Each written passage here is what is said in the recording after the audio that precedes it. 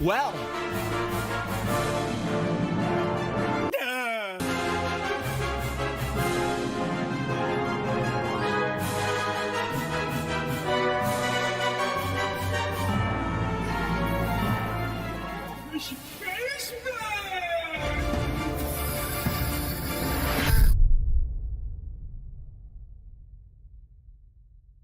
World-class veteran video game critic Michael Does Life.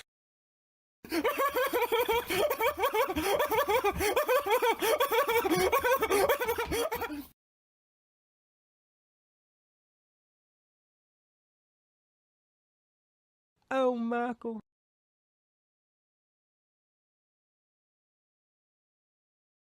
Hogwarts Legacy is dying.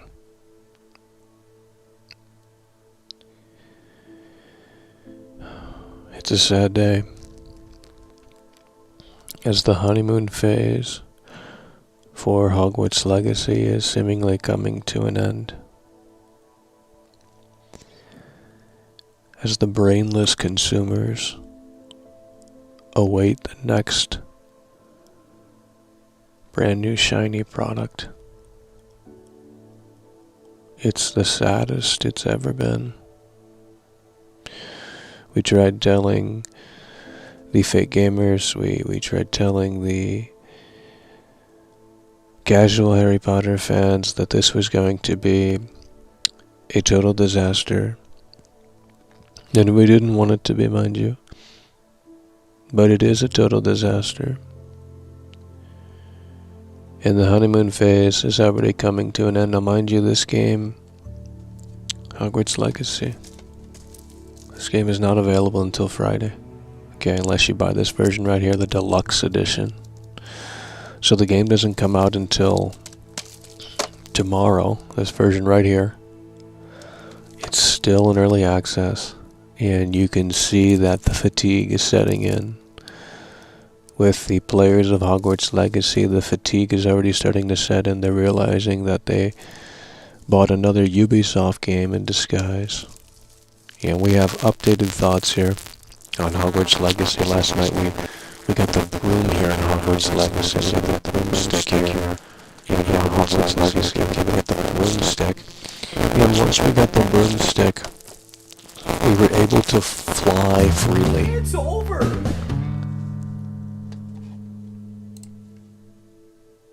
Gary from the Vault donated $10 through Super Chat. I thought Hogwarts was bad. I gave it an 8/10. But now with what I played last night, it's 8. 5/10 gritty, incredible mechanics but boring NPCs and lack of interesting puzzles. Well, we have updated thoughts on Hogwarts Legacy. I'm not saying you have to agree, okay? If you like the game, that's fantastic. I think there is potential, but I don't think it was fully realized. And we can cut the devs some slack because, well, actually no. The DRM thing really brings this one down for me. If I could have popped this game into my PS5, Series X, console, whatever. Gary from the Vault donated $10 through Super Chat. Best game ever.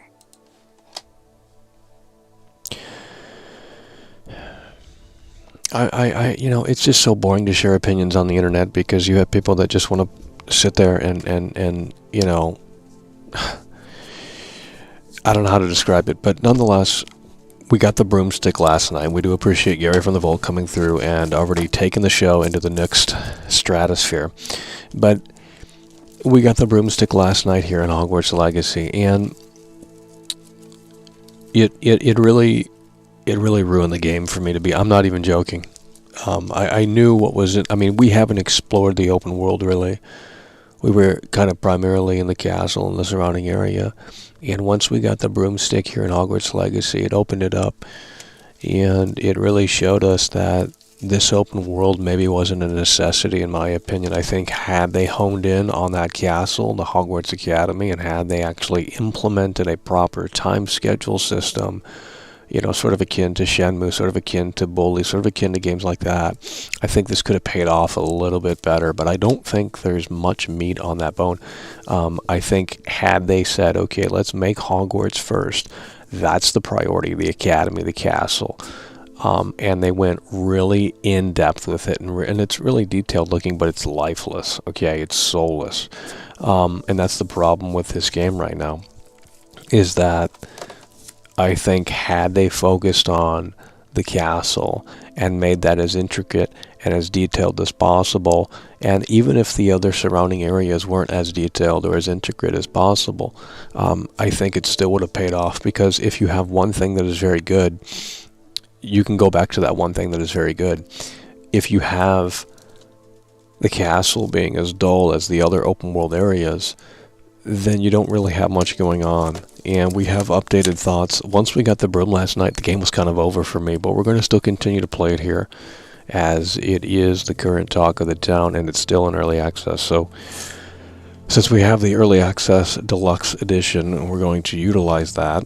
And the game comes out tomorrow, and we're going to see how this does tomorrow. I'm curious in terms of numbers. Twitch viewership dropped down to like 400,000 or some shit like that, which isn't that great, because it was at 1.1 million and it already dropped to basically half of that, if not lower. So that isn't necessarily that great. And some people are saying, well, wait until it comes out, everyone has it. I don't think that's going to do much for this game. But we have updated thoughts here, and we're going to pull these up right here and right now. So we're going to give this right now a 5 out of 10. We're going to give Hogwarts Legacy a 5 out of 10. Okay, and it says we're clipping, so let's lower this bitch down, which I don't think we are. But we're going to give Hogwarts Legacy a 5 out of 10. Okay. Now, why are we giving Hogwarts Legacy a 5 out of 10? Well, if we click this and we go up, we're going to get into why it's a 5 out of 10. Okay. This is the problem with the game. You got a retreaded Ubisoft-like open world. Okay. This game is no different than Elden Ring. It's no different than Far Cry 6. It's no different than Shadow of Mordor. It's no different than any of these other open world games that have come before it. And again, we can maybe cut the studio some slack, maybe, as it's their first big open world game. But with that said, you topple on the DRM that I forgot to mention here in this, and it just crumbles the entire project. In fact, I might lower that down to a 4 out of 10 because I forgot about the DRM, which is ridiculous, stupid, and inexcusable. But with that said, Hogwarts Legacy, currently a 5 out of 10. Retreaded Ubisoft-like open world, okay? And that's what gamers love. You know, gamers say they're progressive and they vote for Hillary Clinton, they vote for Bernie Sanders, but then they want to consume these games that are the exact same. These games haven't changed. What's the difference between Far Cry 3 and Hogwarts Legacy? Far Cry 3 is a game that came out in, what, 2011, 2012? There's no difference. There's no difference. It's the same fucking game, just with a different coat of paint. So gamers in by the numbers are conservative. So I'm not sure why they're not voting for Trump, because they should be voting for Trump. Alrighty, are we back? We're having technical issues here. Are we back? We're having some technical issues here, folks at home. The software has crashed. Okay. Usually doesn't do that. But it might do it again. I think it will do it again. And if it does, we'll have to go in and figure something out here. But the software did get a hard crash. We had to control shift escape and end the process on the executable. So we are back. Okay. Let's make sure we're back. Yeah, we might have missed a super chat here. The divide coming through. Hello, mate. While hope everything is good, industry still in shambles. I mean, if you want to call in, we'd love to have your call. But we didn't know if you were still around. So let me know if you want to call. Hit me up on Twitter or some shit. And if you want to, because the folks at home want to hear from you, I do too. So if you want to call in, Mr. Negative, let's make it happen. The divide coming through. Hell yeah, brother. We appreciate that. The divide coming through. And like I said, you want to call in and we want to hear from Mr. Negative. I mean, let me know. And we can make that happen for you. But let's get back to the review here. Okay. And, whoa, it spoiled the review. Okay. Hogwarts Legacy, 5 out of 10. Retreaded Ubisoft-like open world. No real classes. Time schedule structure. This is the biggest problem to me with this game, because it doesn't make sense. I mean, imagine if Bully didn't have the time schedule structure. Imagine if all of that were deleted and it just said go to this mission and then go to the class. But there's no like real sort of there's no, like, I don't understand how you develop a game around, and I don't know how Harry Potter necessarily works. Maybe it's the students can come to the class whenever they want. I don't know how that works. I have not watched the movies, haven't seen the book, haven't dived into that. So maybe this is authentic to the source material. I don't know. Okay, but I don't think it is, because it doesn't make sense. But there's no real classes, time schedule structure to what you're doing in this game. So it's just like, hey, go to this professor, learn this spell, and then all of a sudden you do that, and then here comes all of the students. And it's like they weren't anywhere to be found, but this cutscene triggered, and now there's like 10 students coming into the class. And it's like, it just makes zero sense. Unless that's what happens in Harry Potter, which maybe it is. I don't know. But if they had a clock on the top right-hand corner of the screen or some shit like that, and they said, you have to be at this class at 3 o'clock, 2 o'clock, whatever, I can't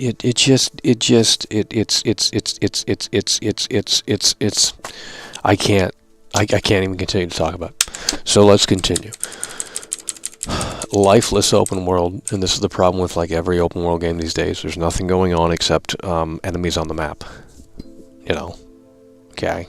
I'm not going to continue to elaborate on that because it's pretty fucking obvious.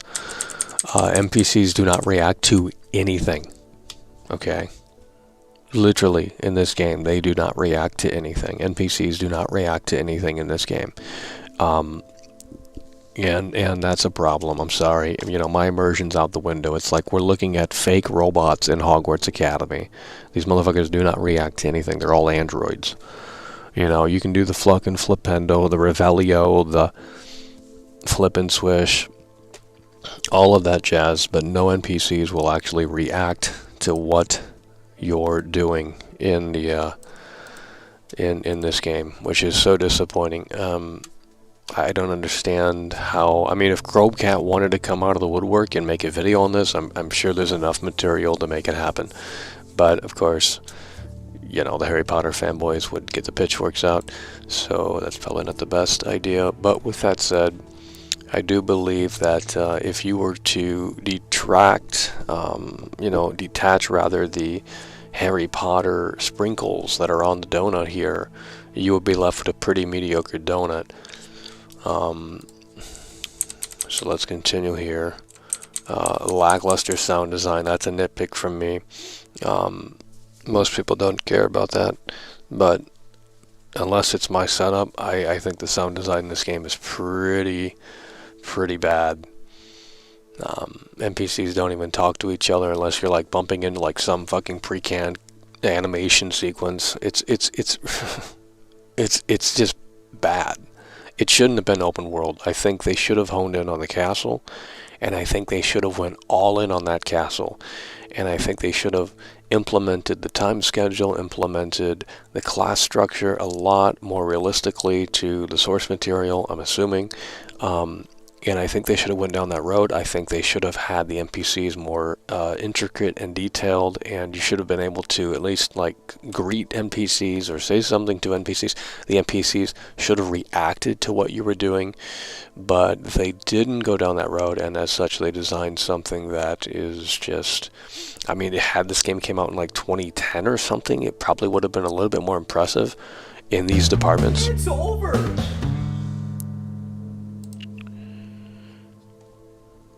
The Divide donated £4.49 through Super Chat. Another lifeless uninteractive world L. Lips do not match what being said. I will DM you on Twitter. We need to set up a full call on this shambles. That's what we're talking about. We gotta hear from Mr. Negative. We gotta hear from Mr. Negative. we gotta hear from Mr. Negative, bro. That's what we're talking about. Yeah, I mean, it's just, you know, I think they should have honed in, and we appreciate that again. I think they should have honed in on that castle. The castle should have been the entire game. I think they should have started with the castle first, and maybe they did. I don't know. I don't work at Avalanche. But I think they should have started with the castle first. And granted, the castle's detailed visually. There's a lot going on visually with the castle. I think they did a great job on the art direction of this and the third. But I think where the game fails is it feels lifeless. It feels soulless in a lot of areas because of the wooden NPCs. And I told you guys this in my video. Where we were in front of the Velma poster, and no one listened, of course. But you know, you could see it while watching the preview gameplay, and you can come out and say, okay, this is the reality of the situation, and it's unfortunate. But as we continue, there are performance issues here that I've run into. Some weird loading quirks with this game. We're on Series X, so I'm not really sure what's going on there, and there is no updates as of this broadcast. Maybe there will be one tomorrow. But if you go too fast in this game, the game has to start thinking about things. We've seen this before with the door loading icon animation. If you run too fast through the castle, I shit you not, the game will have to stop for a brief, not long, but brief second and think about, like, okay, we have to load this other area properly up. I'm not kidding. I've seen it time and time again. You'll see these little 2 circles on the door, and I'm like, what the fuck's this shit? You can't go through until the game says we're done loading. So if you run too fast in this game throughout the castle and those sort of areas, you're going to run into those performance problems, issues. Some pop-ins normal in games, though. But yeah, those are some, and you know, the safe bug too. That was another ridiculous thing that we encountered, but we haven't, I guess, encountered it since. And another thing we can add here, let's add this. Let's add this right now. The DRM. Okay, the DRM is just ridiculous. This is a single-player adventure.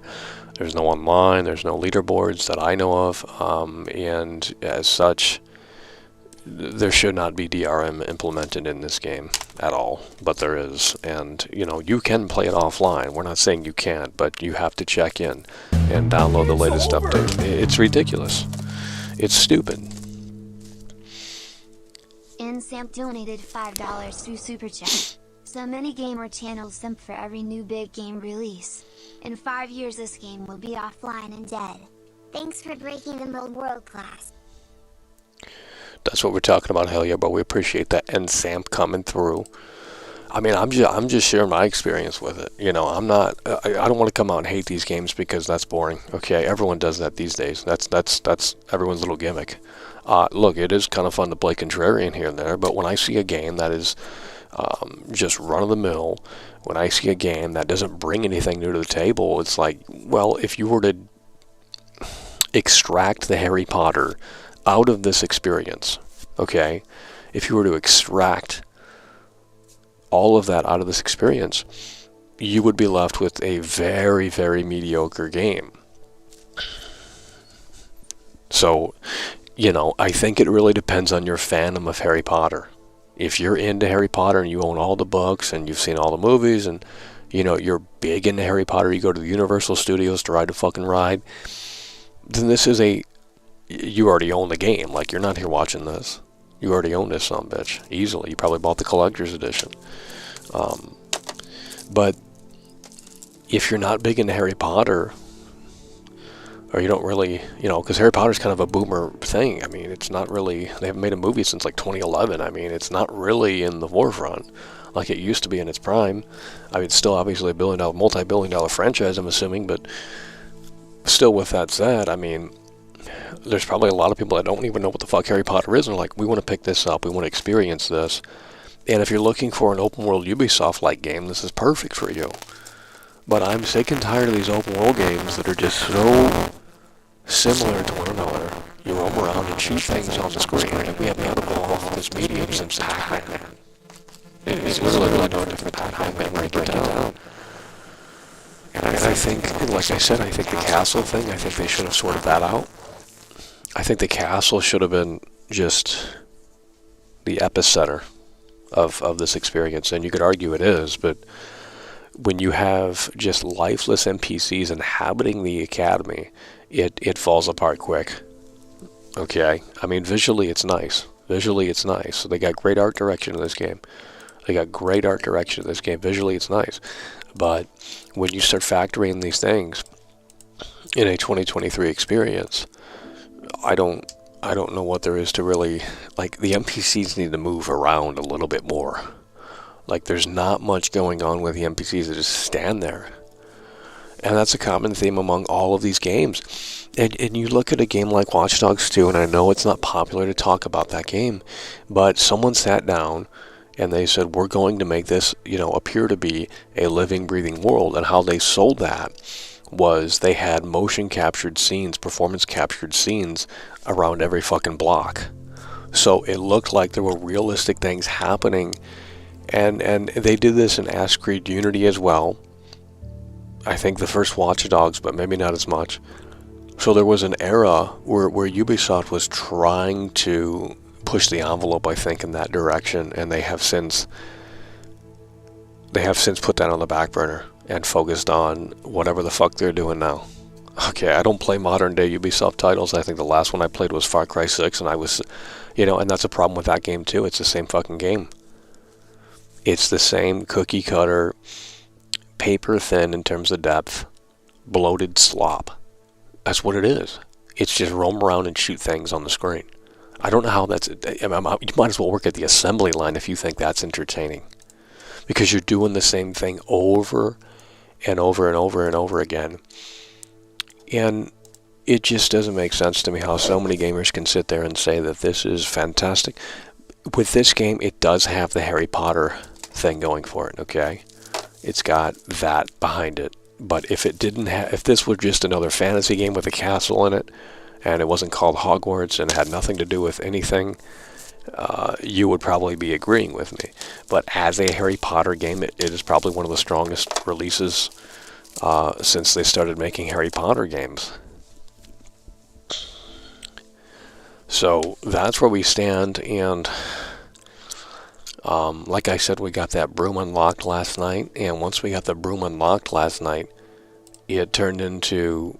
Well, we because there was still a mystery of, we don't know what the open world is what the open world entails fully, because we weren't able to explore the open. Well, we were, but there was no way to conveniently get around the open world, so we were still kind of latched into the castle area, and now we've got the broom. We can go anywhere we want, and it turns into this Elden Ring sort of situation where it's like, okay. Basically, the open world is lifeless, it's barren, and there's red dots on the map that you have to eliminate. That is the essential recipe for these open world games, and it's not changing anytime soon until potentially GTA 6. So we're going to have to wait a few more years. 4 or 5 more years, 3 more years, whenever GTA 6 comes out, because they're going to be the ones that push the motherfucking genre forward. It's going to be a forward-thinking game, and that's what we're starting to need in this industry. And hopefully AI advances into the software development side, because clearly there's just not there's not work there's not inspired individuals at these studios that want to push it forward, or if they do, they're shot down by upper management or some shit, and that's unfortunate. But hardware is not the limitation. I mean, Shenmue is more detailed in this game. Literally. So hardware is not the limitation. It's about what they're prioritizing and what is necessary. And gamers today don't care about anything in terms of game design. You know, if it has great graphics, performance modes, ray tracing, they don't care. They're going to pre-order this day one. You know. But when you look at what Rockstar tries to do, and they don't always succeed. I got many problems with Red Dead 2, more than most. And not the same problems that most people have. But when you look at what Rockstar attempts to do with every release, they try and push it forward. And they might not always succeed. I think Red Dead 2 has a lot of problems. I think as a game, it's not as great as the first. I think Red Dead Redemption 1 is a better video game than Red Dead Redemption 2, absolutely. I think they went too far into this movie fucking thing. And they've always been cinematic and shit like that. That's always been their forte. But it is disappointing to see that they are the only ones that, and you know, sure, it may be down to a budget thing. I don't know. Obviously, Rockstar's got tons, but I don't believe that. To be totally frank, I think. You know, you look at Deadly Premonition, that's another game that was kind of forward-thinking in weird, quirky ways. I know that's a weird game, an obscure game, and that's why I never played the sequel, because I think that would ruin the first game for me, because the sequel wasn't anywhere near as good as the first game. But the first game, the NPCs actually inhabit the world, and that's a very interesting concept, and I think maybe GTA 5 does this, even on PS3. You can find the other characters living in the world. So it sells this very well to the player that this is a living, breathing world. And with these open world games, that's kind of the key factor. Like, you have to sort of sell this as a living, breathing world, even if it isn't. Like, that's the illusion. That's what we want to get immersed into. But when you have NPCs here in Hogwarts Legacy that don't react to anything that you do, what is the point of even having this open world? What is the point of even making a game like this? I don't understand. Because I'm pretty sure some of the PS2 games were a little bit more detailed. I'm not even joking. If I had another Harry Potter game to compare it to, I would pop it in and do that. But if you can't get that down, if you're making an open world game and the NPCs do not react at all to what you're doing, just stop right there, because there's no point. Because what you could do on the flip side is make this into a linear experience or an open area experience, sort of like Uncharted 4, where it's not open world but it's open areas, and you can hone in and get those finite details to where they need to be, as opposed to going crazy with like Control-C, Control-V, Control-C, Control-V, and making the map so fucking big and bloated full of Ubisoft-like sort of activities. It's ridiculous. So that's why we're giving it a 5 out of 10. In fact, I'm going to lower it to a 4 out of 10 for the DRM. I forgot about that, and it pisses me off every time I think about it. So we're giving this a 4 out of 10. The score could change, our opinions could change on this. But right now, that's where we currently stand. And with that said, despite giving it a 4 out of 10, we're going to continue to play it some more, because it's early access and it's the only thing to play right now. So, but, you know, I know people don't care about the DRM thing, and it's like, honey bunny, Dead Space Remake just came out. It's EA, and you can pop that disc in without internet and play it. So why can't you with this? It's just bullshit. That's what it is. It's total bullshit. So if you get the disc version of this game, you're actually getting less. You're literally getting less, because you not only have to install the game, but then you have to download the updates. So you're talking the time in order to play this is going to be longer, because you have to install what's on the disc first and then update the game. If you get the digital version, you just download it. It's already updated. You're good to go. So don't buy the physical copy unless you want to have this this on your shelf. There's no manual. I mean, you get, what do you get in the Xbox version here? You get 2 little things. You get 2 little things. You get the flying bat or flying hawk or some shit, but there's nothing else in here. You know, so you're not missing out on a manual or a fucking map or anything like that. If this came with a map, then it's like, okay, you know, what I can say about CD Projekt Red, if I can find Cyberpunk, what I can say about CD Projekt Red is that they gave you an incentive to get the physical copy here of Cyberpunk. Okay? They gave you an incentive to get the physical copy. I mean, this is chock full of goodies. Okay, this is chock full of goodies. I mean, look at this shit right here. This is all of what it came with, dude. You're talking like for an HBO Max trial, which is obviously expired, a fucking map. I mean, a manual rather. It's in black and white, sure, but I mean that's rare as fuck these days. You get like actual fucking. I don't even know what this is. I don't know what this is. I guess postcards or something. I don't know. But you get these cool little things. And yeah, you actually get a map, which I never opened. Smells fucking brand new. You get a Night City map. So what I can say about CD Projekt Red is that they're gonna come through like that and give you some goodies if you go out and get the physical copy. So they still have that old school mentality, which is actually very interesting and is appreciated. Yeah, I mean, there's just a ton of shit in here. Welcome to Night City. You get even fucking stickers. I mean, holy shit. They rolled out the fucking red carpet. Look at all that shit. That's what you got with the fucking physical copy. And a lot of people that played this game never, you know, mostly PC gamers played this game, so I would argue. And they never got to experience this stuff. Not that it's like life-changing, but it's. I mean, hey, you know, it comes with the game. I'm not gonna say no to it. So, yeah, you've got the slipcover too. I mean, holy shit. It's just unfortunate that the game turned out to be another Ubisoft title. But some people sit by the fact that it was always great, and I'm glad they like mediocrity. Game's trash. I couldn't even continue to play it, even when it was fixed, because it showed how bland the game was. So actually, the fact that it was broken was actually much more entertaining and interesting than had it released fixed to begin with. I mean, I couldn't imagine playing through that without any problems. I mean, the fact that it had problems is actually a blessing in disguise for Cyberpunk 2077, because it was more entertaining than the actual experience.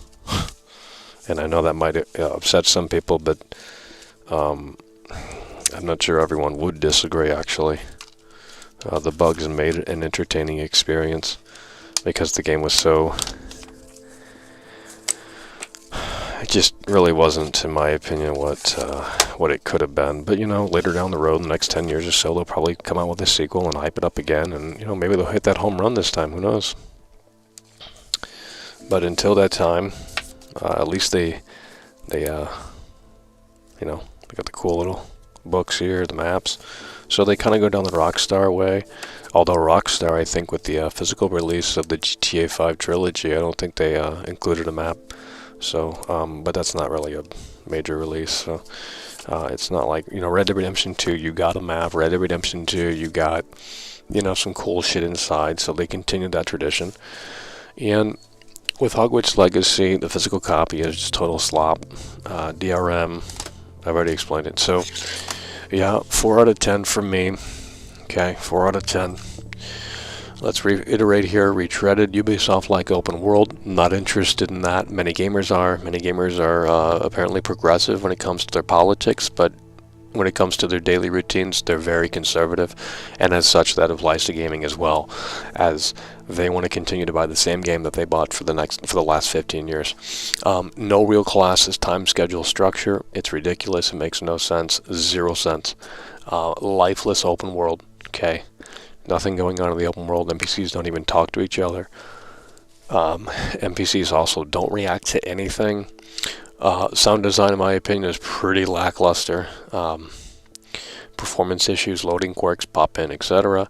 And then the DRM factor in that. So, yeah, the game's really a 4 out of 10. Like I said, that could fluctuate. Maybe there's some surprises left here, but I've seen sort of the core gameplay loop. And once we got that broom last night, I was really thinking to myself, like, oh god, it turned into that game, Shadow of the Mordor, or whatever the fuck that crap is. That's just roam around this empty world and shoot red dots on the map. That's all that shit is. No one wants to play that. And if you're going to do that, at least include interesting characters to make it a compelling reason. It's like wrestling. No one wants to watch two big, bulky, strong, muscular athletes fake fight each other. No, well, actually, I'm wrong on that. People actually do want to watch fake fights. And then they score them and they say, oh, this was a classic. It's like no one wants to watch chain wrestling. You have to have a story. There has to be a compelling reason to get invested into this fake fight, okay? Because that's where I see it. So, and it's the same thing with these video games. It's like, you want me to roam around this empty open world, lifeless empty open world, and do what? Fight monsters to save the day? Okay. And you go back to wrestling, and it's like, okay, why is this guy fighting this guy? Oh, he wants the championship belt? That's not enough for me. So when it comes to gaming, if that's the goal, is to just save the day and just to roam around and defeat enemies that move on the screen, I would rather not I don't want to play that game.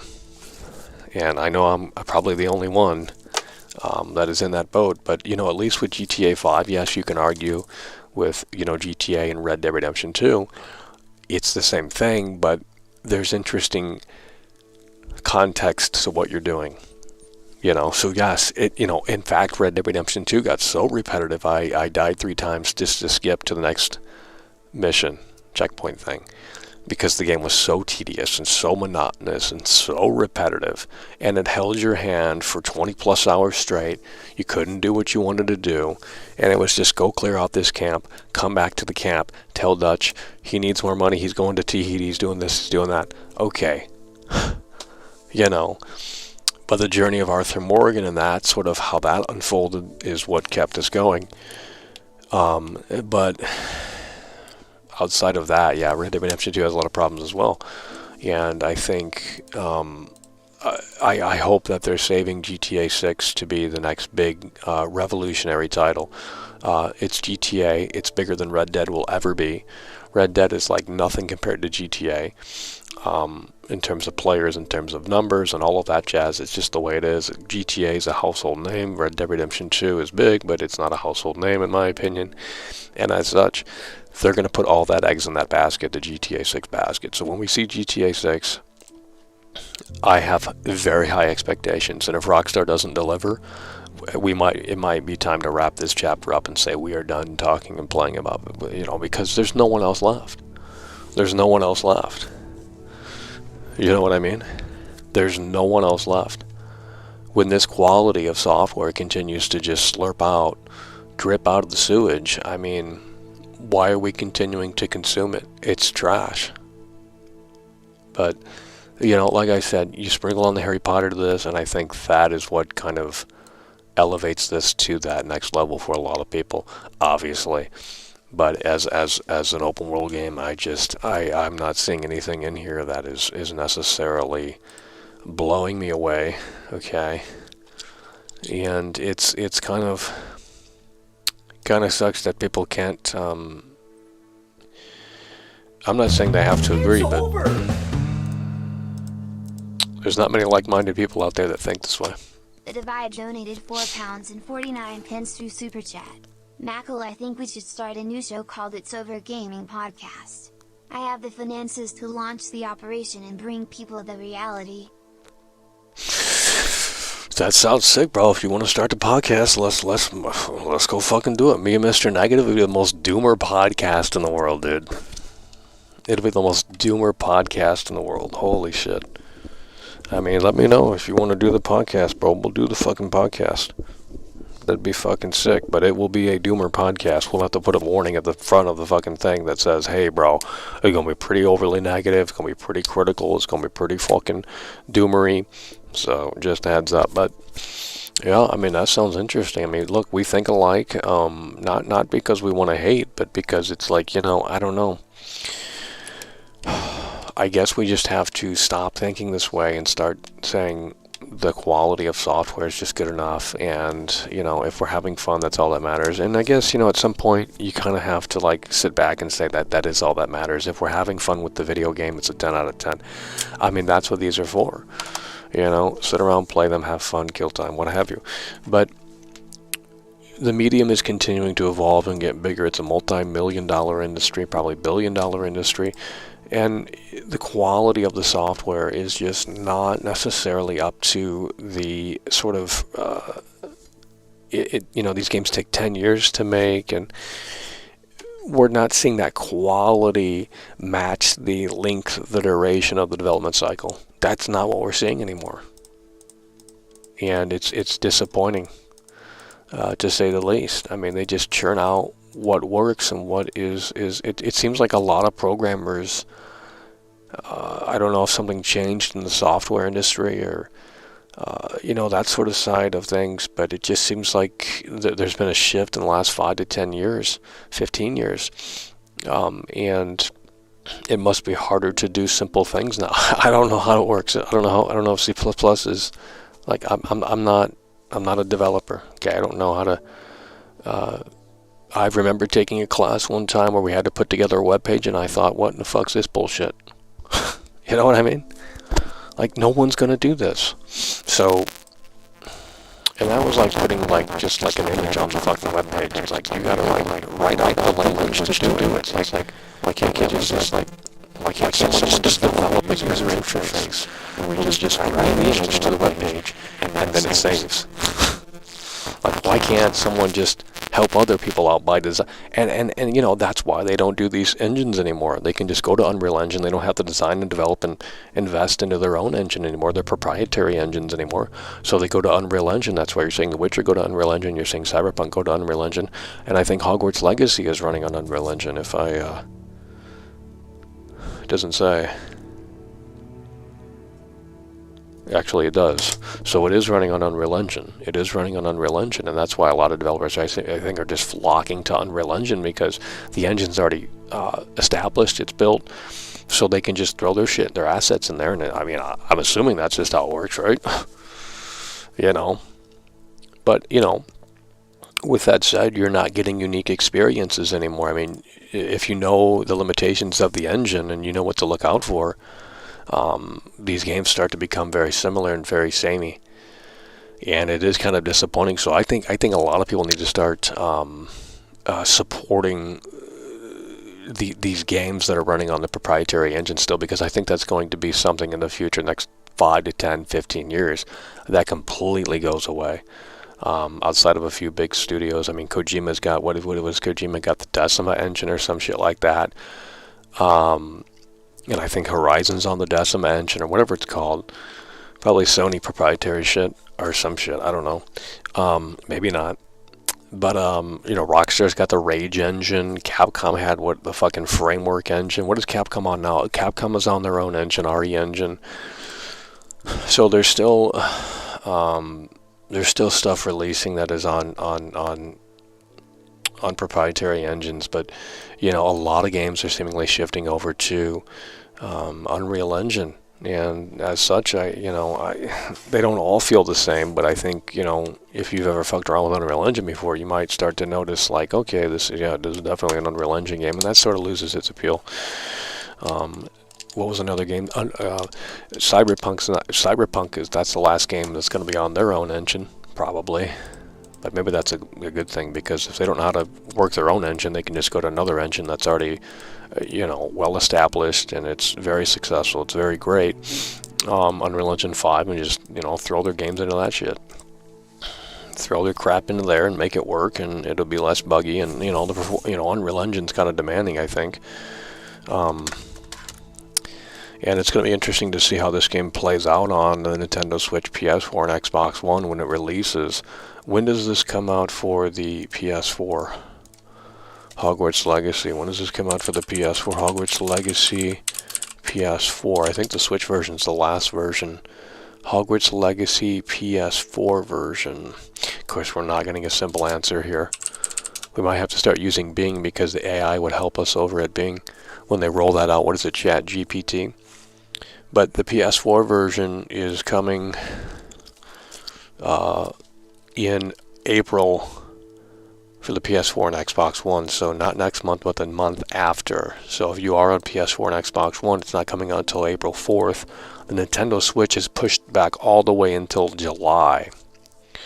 So this game on the Nintendo Switch, yeah, they're going to have to, I mean, it's obvious why they need more time to optimize that and figure out how to make that work in a way that makes sense. At 30 frames, probably 480p on that sumbitch, just to ensure that it works in a way that makes sense. But the PS5, Windows Series X, February 10th, which is tomorrow, and that, well, that's the thing, the game's not even out yet, bro. It's ridiculous. But yeah, that's where we stand right now. 4 out of 10. Okay, retreaded Ubisoft-like open world, no real classes, time schedule structure, which makes 0 sense. Okay, you know, when it wanted me to go to a class, it's like, go during the day, and it's like, there's not a clock anywhere. Like, how am I supposed to fucking know outside of looking at the sky? Like, is it day or night? I mean, it's just like, there is a day and night schedule cycle, but it doesn't really make any fucking sense. And you can't go to sleep when you want. I mean, at least when I tried it. I mean, I could be wrong on that. But when I tried to go to the dorm room to sleep, it wouldn't let me go to sleep. It's over! So that makes no sense either. Twisted Visual donated $5 through Super Chat. What do you think of Last of Us? Well, I think you mean the show or the game? I didn't watch I'm not watching the show. The production's trash. I'm not watching it. It's a bunch of shaky cam shit. I'm not watching that. That's bad production. That's rushed production. Just threw that shit together. It's like, dude, I'm not watching it. That means they had to film the scenes really quickly. They didn't have enough time to set the camera up on a tripod and readjust the lighting and all that, because that takes probably about an hour to do on a real film set. So, yeah, they just did it real quick. I'm not watching crap like that. I've seen enough shaky cam that I don't need to see it again. So, but if you're talking about the games, I think The Last of Us 2 is actually one of the best, one of the most high quality gameplay-wise games in a long time. It's just on a whole nother level. Now, if you wanted me to go in and start saying what could be better, I mean, I found some things in The Last of Us 2 even that could have been better. I mean, when you're and people don't want to listen. They just want to sit there and say, you're a fucking retard, you're a clown, you're this, you're that. And it's like, no, I just care about fucking game design. You don't. You know, sorry for giving a shit when this industry's full of conservatives that just have their head in their ass and they want Ubisoft games over and over and over again for the next decade.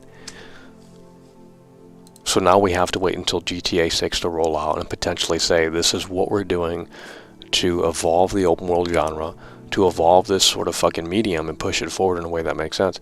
We're going to have to wait until GTA 6 because no one else is going to step up to the plate. And I do fully suspect that GTA 6 is going to be more in-depth than Red Dead Redemption 2. It's their mainline franchise. It's what put Rockstar on the fucking map.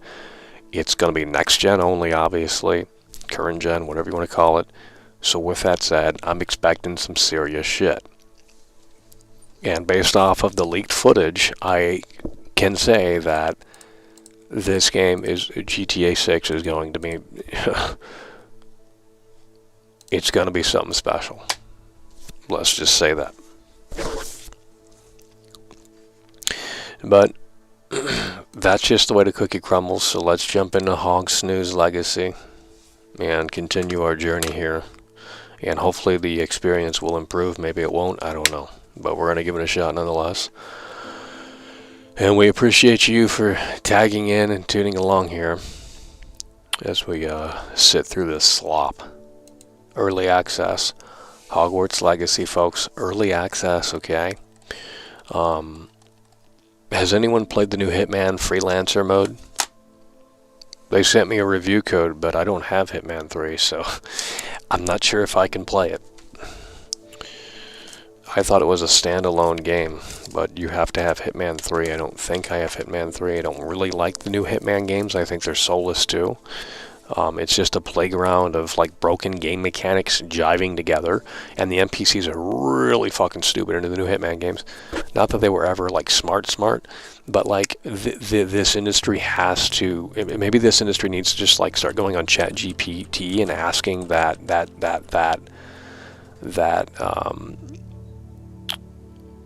model, like how to make a video game. I'm gonna go on ChatGPT and ask them how to make a video game, and maybe they'll give me just a great answer. I don't know, because clearly no one has a great idea on what to do anymore. Everyone is just. It's just sad. I don't know how to explain it anymore. It's just sad. What happened to a passionate small team of developers that were actually based. And they were just, you look at like, I don't even know, man. It's sad. It's really sad what this industry has turned into. It's just churning out the most palatable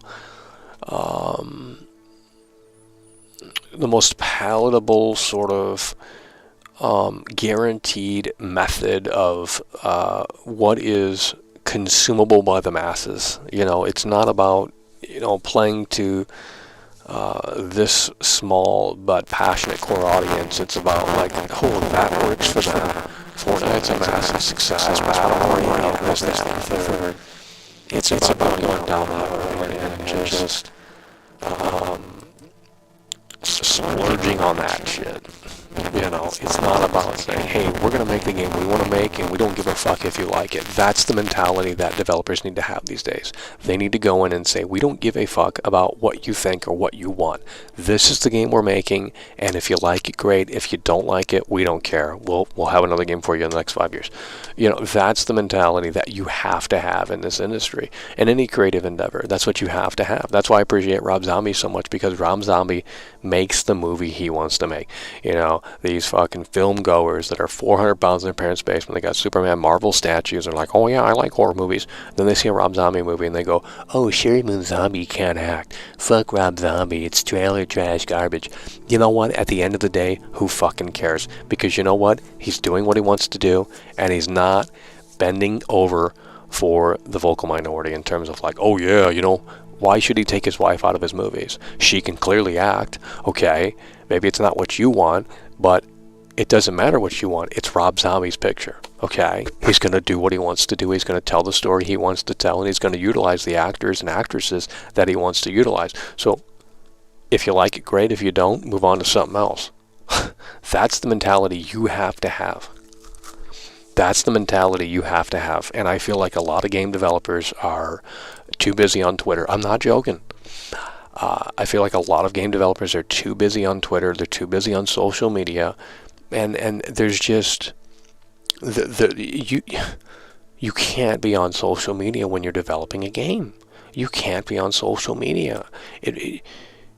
Your time is invested into like tweeting about how you went to Starbucks and you got that soy latte, or how you're going to this movie in IMAX, or how you're doing this and that and the third. It's like no one gives a shit. Just put out the product. If it's great, it's going to speak volumes. And at the end of the day, that's all that matters. I mean, imagine someone who designs a roller coaster. That roller coaster is going to be in a theme park for fucking probably decades. But no one knows who designed the roller coaster unless you're like a hardcore nerd and look that shit up, right? So the guy who designs the roller coaster, the engineer, doesn't necessarily get the credit. But the product speaks for itself. Because people come to the park for that attraction. And they're entertained for decades. So the product speaks for itself. Okay? We got these egotistical developers coming out of the woodwork with like this black and white photo of like, yeah, I'm so fucking cool, look at me. Our game's gonna be amazing. And then it turns out to be trash. So, I don't know. Let's jump into Hogwarts Legacy. It's sad that no one can get on the same wavelength as what we're thinking over here, at least within this little bubble. But if the Divide wants to start that podcast up, I'm fucking down, dude. Because I think he's the only one that is maybe on the same wavelength as World Class. And it's not to be hateful or anything like that. It's just to say, why is this industry like this? in 2023. I mean, we have more tools at our disposal. Hardware is not the limiting factor. It never necessarily was. Obviously, there's always going to be constraints like there is with making a movie. I mean, if we have 30 minutes to film this one scene and we only have 2 takes to get it right, there's little room for fuck up. And there's always reshoots, but you have to keep the day moving. You have to keep the flow going, and it's just crazy. So there's always hurdles to jump over in every sort of fucking line of work, and these developers get on social media and they just say, oh, you know, it wasn't our fault, you know, we know how to program, we know how to code, we know we have great ideas, it was the suits that came in. And then everyone buys into that narrative, and it's like, is that really what was going on? Because if you can't program, then you just can't program. I mean, if Michael Jordan, or LeBron James rather, it wasn't good on the court, then no one would talk about LeBron James. Okay, he wouldn't be recognized as one of the best basketball players of all time, but he put in the work, he showed that he was quality, one of the best athletic, motivational athletes in a long, long time, and you know, now as such, he's the leading scorer in the NBA all time. So,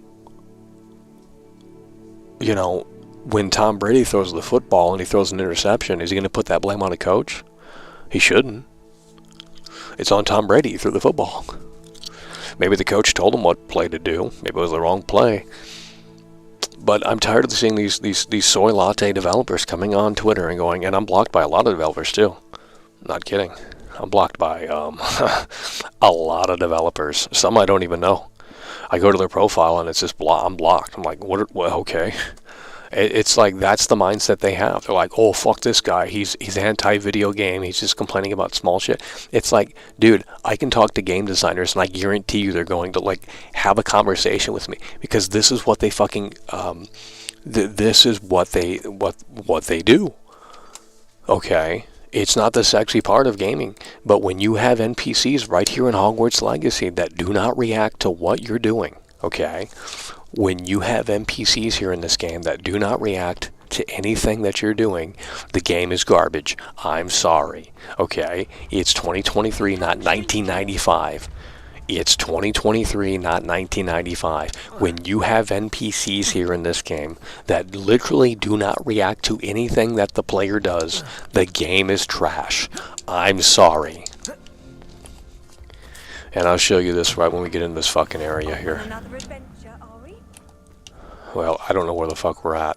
And that's the problem with this game too. The traversal system is just like, yikes. Like, why would you do a 3D map? Why would you do a 3D map? It's counterintuitive. It's bad game design, dude. 3D maps are not good. Why do you think Google Map defaults to 2D? Because it's the best way to figure it out. You can go to 3D, but no one uses 3D maps. The buildings get in the way. So, you know, I don't know why they did that. It looks cool, sure, but it's not intuitive. Oi, can you help me? And Hogwarts is so lifeless, dude. I mean, we gotta get Mr. Negative on the line here. Oh my god, dude. It's cool. And then the werewolves join the goblins in the uprising. Werewolves, where were you? In the goblin... They have those scripted sequences, but that doesn't do much for me. Look at this sound design. It's quiet as a mouse, dude. I can't even hear the game. I wonder... We have to get out of this area. It's trash. It's total trash. We have to get out of this area. It's total garbage. It's over!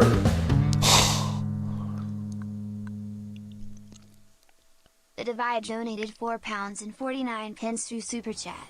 It's just the truth. It's the fucking reality.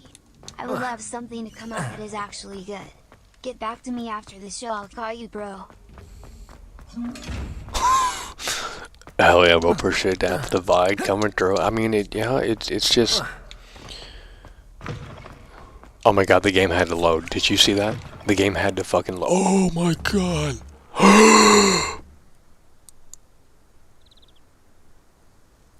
Did you guys see that? The pop-in, the loading. Oh my, how is this game gonna run on IP on a 2013 hardware system like PS4? I mean, that's... Why are we in this? Look at this. NPCs, do they react? Do the look at this. Levioso. Accio. You've got to be kidding me, bro. Lumos. Accio. They don't even talk. Unless it's like a pre-canned, like, scripted sequence to, like, sell the believability. Like, dude, they're just standing around. At least have them say, like, hello. Is it that hard? Holy shit. Come on, dude. Is it like a limitation with Unreal Engine or something? And that's the problem with these games. They just focus on, like, let's zoom in on something. Like, does it really need to be this detailed? If it's going to take away from other areas of the experience, I don't agree. Wonder if this shit even moves. Oh. It's a fucking museum. It's a museum. Accio.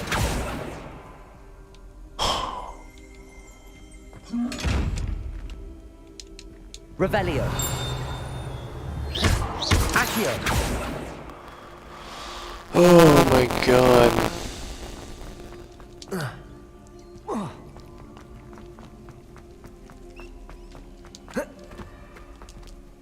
I want to keep going to this weird area of the castle, dude. Like,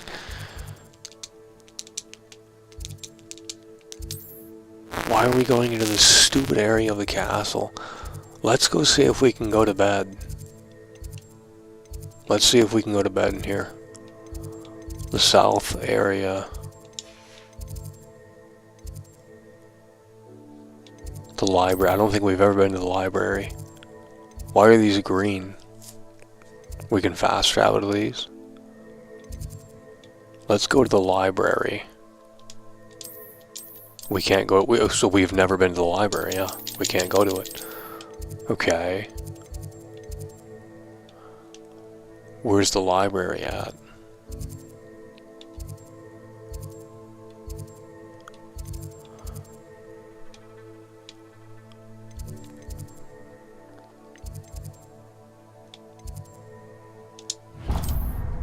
I guess we'll just walk there.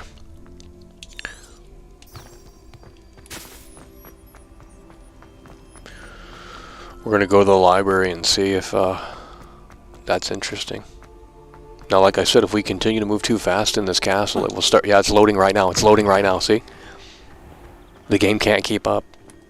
If you literally go too fast in the castle, the game can't keep up. That's insane to me. But don't be shy, for I can't wait to watch you try. Can't catch speed. Why is the castle so deserted, dude? It's like Halloween 2. Why is the hospital so deserted? People are getting pissed about that. Like, oh, that makes no sense, Michael. And it's like, you know what? Maybe it doesn't make fucking sense, but... Oh. Really? Really? They react to that? What the fuck? So now they're reacting in these certain spots?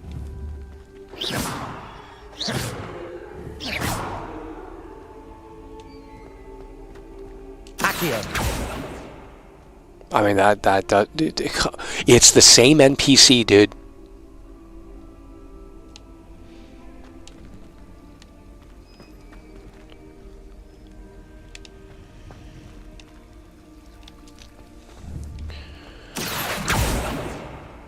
That doesn't count as reacting. Come on, dude. They move like 1 little inch. That's trash. They don't even say anything like, oh shit. Here we go, the big test. Oh my god.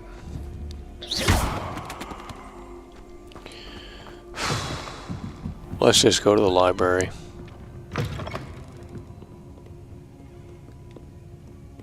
Why is there no one in the library? Oh my god. Wouldn't it be cool if you can come in here and just like pull the books off the shelves? But Michael, that's not a tangible experience. Why would that matter? It's like, you're not a creative person. Dude, it's a library. Like, don't you want to come in here and take all the books off with your little fucking spell? I mean, that'd be fucking sick. It's over! Oh my god, this game. Arthur Vega donated $15. Holy shit. Through Super Chat. Hey World Class, hope you and the chat have a good day and Halloween and choose the best. Jack-o'-lantern. Night. That's what we're talking about. Arthur Vega coming through. Hell yeah. By the way, appreciate that. Arthur Vega coming through really hard and really strong. Arthur Vega coming through really hard and really strong. Michael Myers is in the building. This chat is so behind here. Arthur Vega coming through really hard and really strong. Michael Myers in the building. The shape himself. That's what we're talking about. Hell yeah. By the way, appreciate that. Arthur Vega coming through really hard and really strong with the massive W there.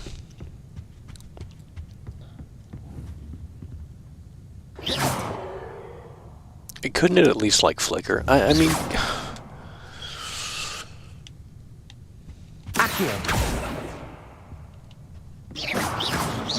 Oh my god. You can't interact with anything in here. Revelio. So why does this exist? I've always said that travel broadens the mind.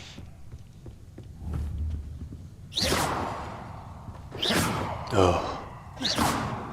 Come on, dude. Has anyone played the old Harry Potter games in here? Can you go into the library in that game and like, I mean, is it really this static? This is all static.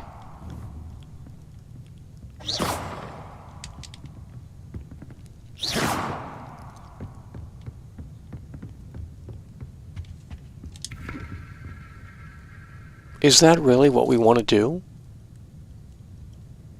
What tangible purpose does this serve? Spin the globe? Okay. I mean, is it some puzzle? I don't want to do that. I'd rather knock books down from the shelf. Oh my god. And why is there no one in the library? Why is the library deserted, bro? Okay, so those move?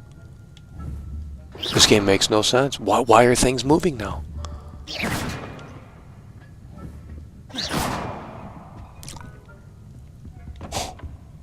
That's what we need more of, at least. Why is it like super anal about what moves and what doesn't? It's got to be highlighted, yeah. It's got to be highlighted. Incendio. Imagine you could just start a fire in here.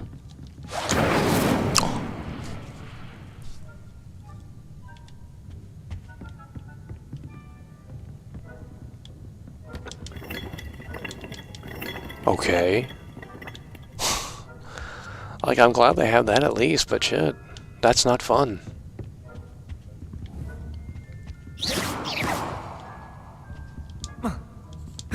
Why even include the library? Why even do this? Fuck's this? Accio. Levioso.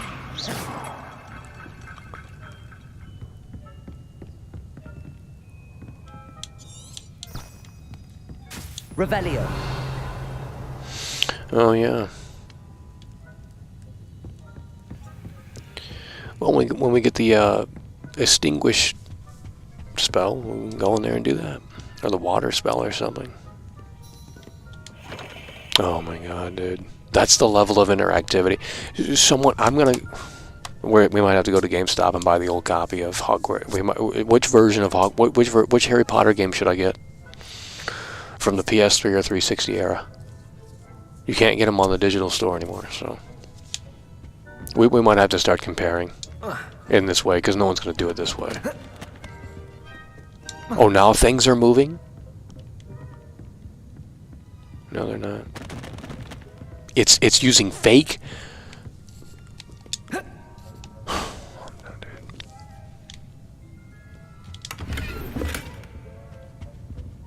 the extent of modern day game design. A chest doing a half-assed animation. Kill and loot. I mean, eliminate enemies and loot. That's literally modern day gaming in a nutshell. Why is there... This game is very inconsistent. Okay. But they don't move. The physics get turned off after the first. Dude, in the Ghostbusters game on 360, they have a library sequence. I'm gonna pull this up right now. This is insane. This is on 512 megabytes of RAM. I mean, you have to be kidding me, bro. Ghostbusters, library boss, library ghost. This is insane. No, I want the game, dude. Xbox 360. Library ghost. This is crazy. 8 years ago. Let me pull this up. Dude, the 360 is like... Your phone is more powerful than the 360. Look at this.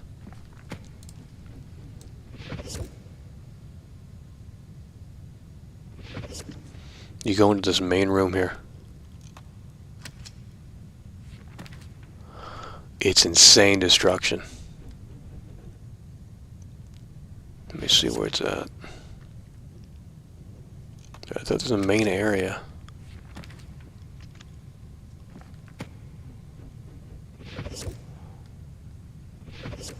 This might not be what I'm looking for.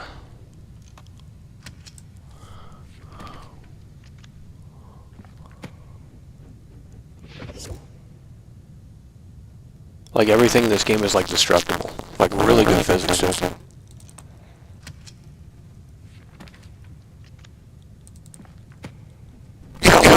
Dude.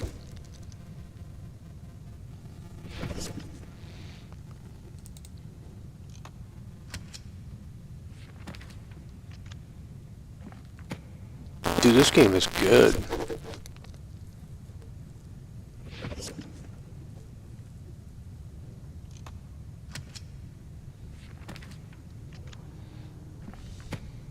Holy shit!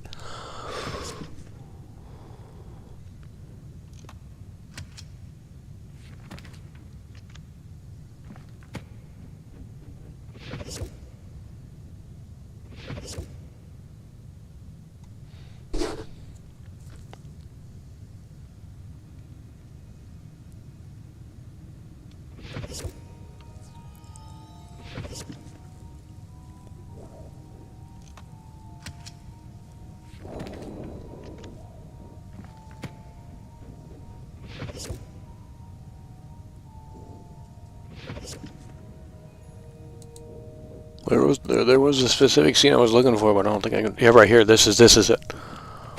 This is crazy, dude. Maybe that's not it. There was a specific thing. It was just insane, dude. And that's on 360, you know.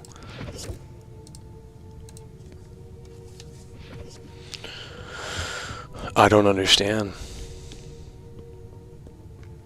We have...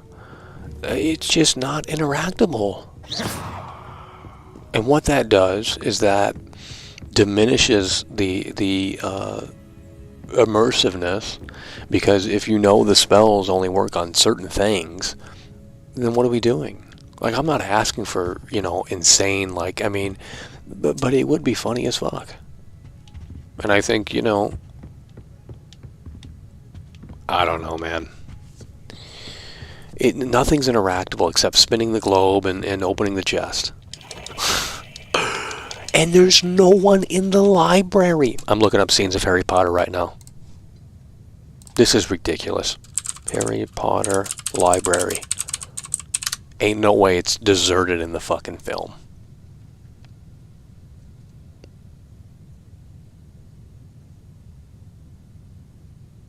Why does this look like nothing? Why does this looks nothing like the Harry Potter set? Hold on.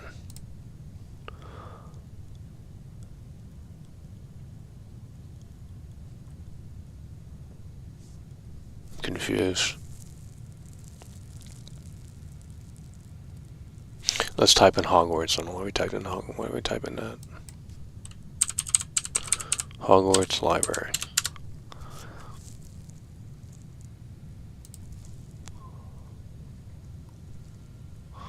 I mean, I don't know how they have reference to... What's it look like in the fucking movie?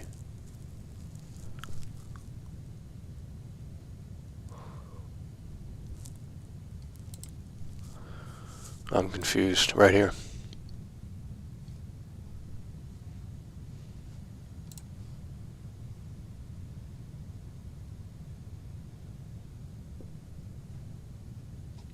Let's type in a game. Hogwarts Legacy.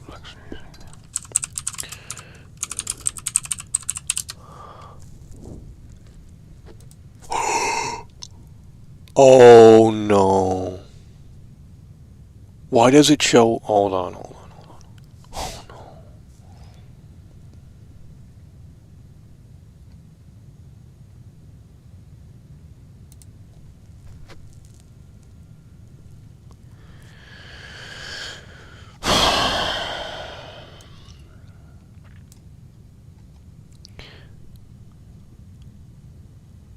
Order of the Phoenix. Hold on. Order of the Phoenix 360 library. I don't know if you can go in the library in that game, but let's see.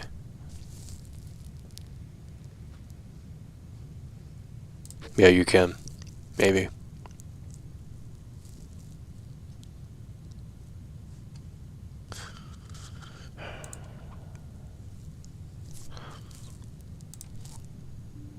Yeah. Well, I just found a picture right here.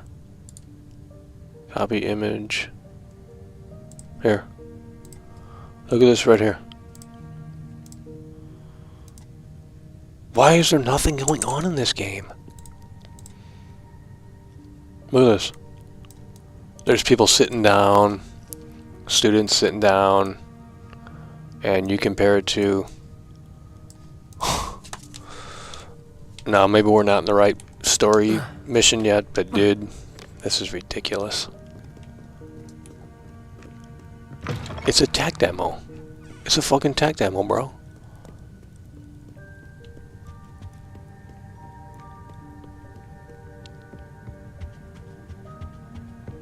No interactability. I mean, it's just sad.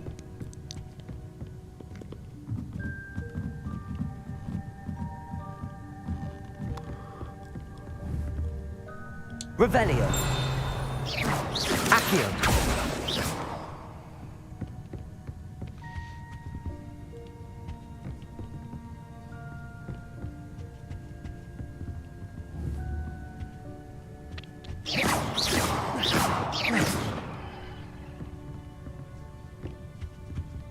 Revelio. Accio.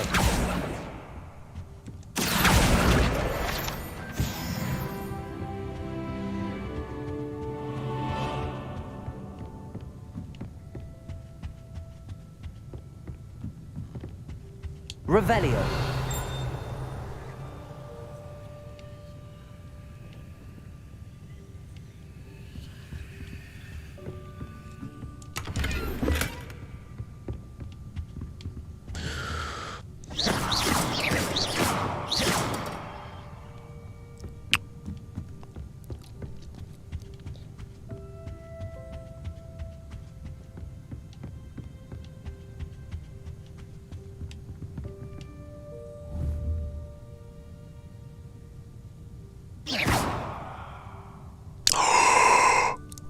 Oh no.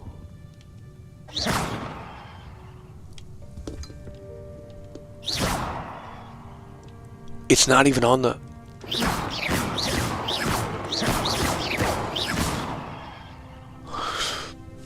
I'm done. Oh, we can't spin that globe. Oh my god. What I don't... This is all useless.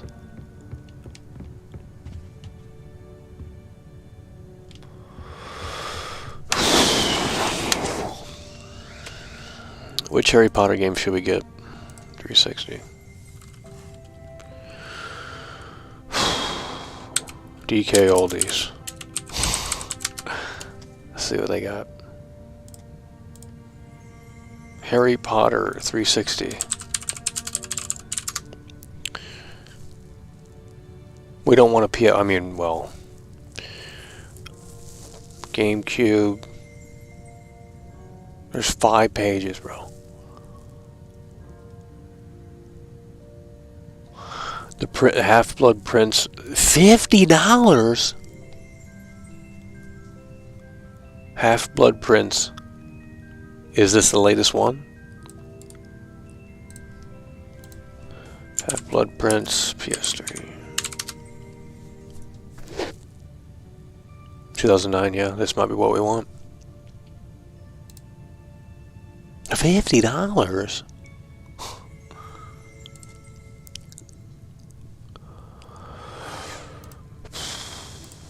$360. What is that noise?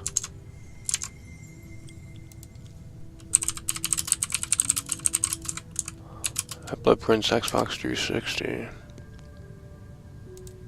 $20 on Amazon.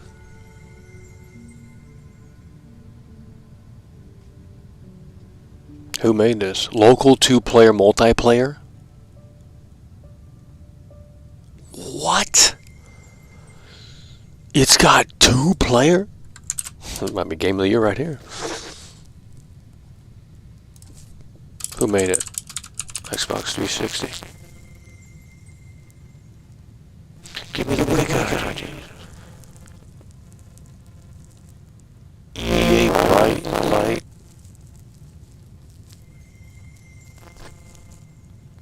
Huh.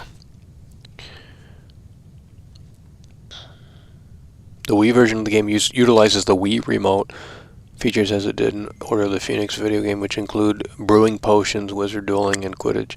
However, it does not support Wii Motion Plus technology, which was released in the Nintendo DS version minigames. The PS3 version utilizes the DualShock vibration. PS2 360 version, same function.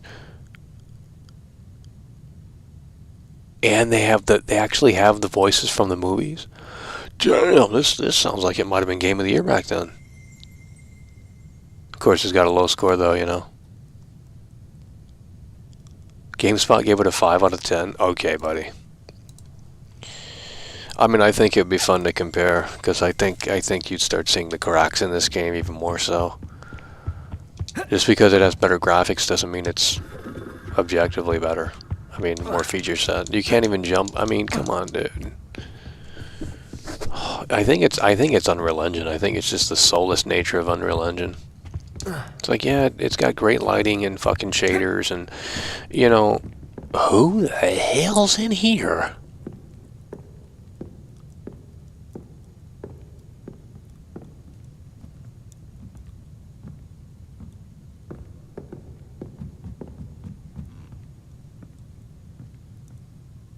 You know, we're gonna have to do the Shenmue test. Oh, I'm actually shocked.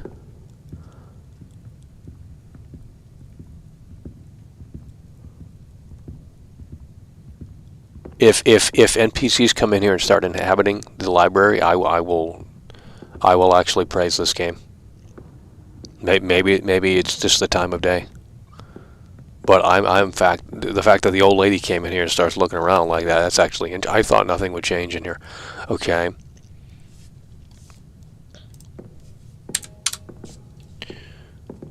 What is she doing? This might, let's follow this NPC. I have to know what's going on with this game. Because it could be more complex than I'm giving it credit for. Okay. It could be more complex than I'm giving it credit for. This is actually interesting. I'm not even joking. The most interesting thing about the game right now. But she doesn't say anything. I can't. I can't, dude. Hold on. I'm hearing new audio. Are people coming in here? It's playing the audio. Oh, this is getting bad. Listen.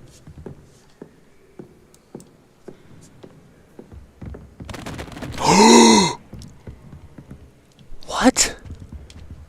This game makes zero fucking sense. Oh my god, people... Hold on. NPCs do come in here. Two NPCs. Two NPCs. But the audio is like acting like it's fucking crowded.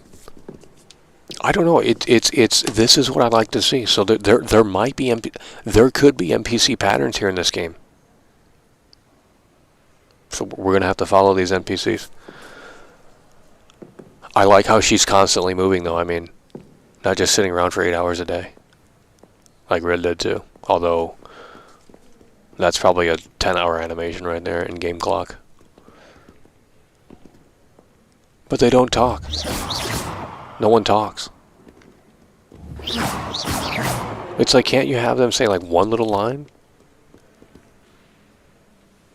This is a library, not a dueling mound. What the fuck? Is this game like learning? Is it like learning as we play? Bro, I said she doesn't talk and then she starts fucking talking. What the fuck?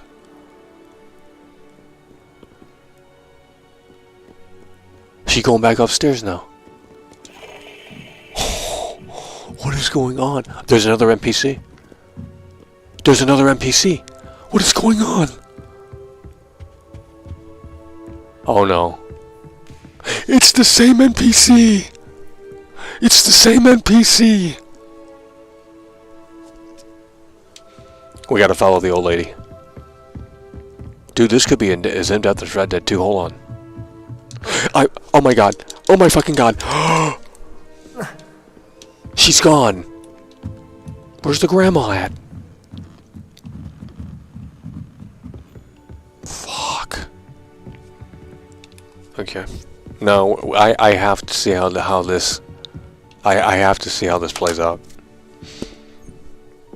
So there is a time of day schedule. Now, but...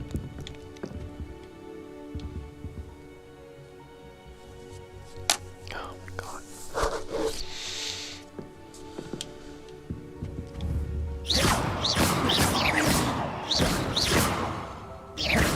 Incendio. Okay. She can go back downstairs. How did they come in here? Dude, if the NPCs are on a day and night schedule and they actually like go back to their sleeping quarters or some shit, that will be impressive. I'm not gonna lie. We're gonna boost the score up. We're gonna boost the score up. But we have to figure this out.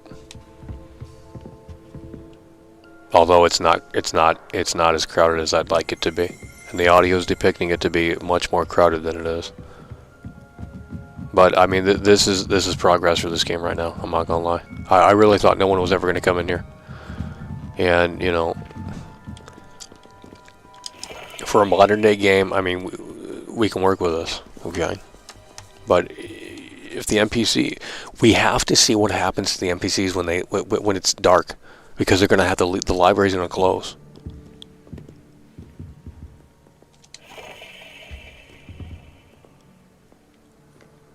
She's leaving. She's leaving the library. She's leaving the library, bro. What the fuck? Wow!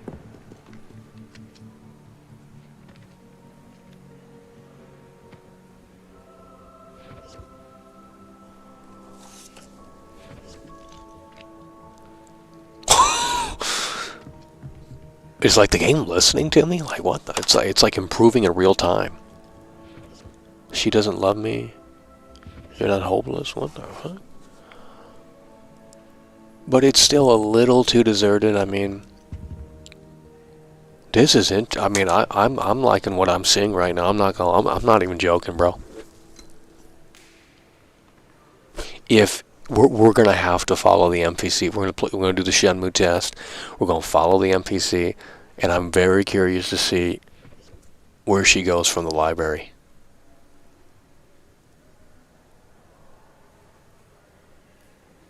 Because there could be some weight here to this, okay, on the surface anyway. I'm not expecting like insanity detail, but This is actually a little bit more than I thought. Maybe the NPCs are on a schedule here. Okay, it's not. You know, it could be improved, but we're gonna see how long she sits down. I didn't think she was even gonna do that. Incendio.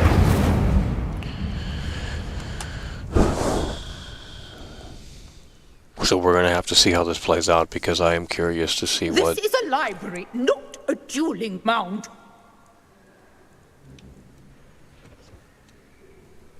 What? Why is she reacting like 10 minutes later? This game is. Maybe it needs some updates here. I think maybe with a few updates they can actually get this on the right path.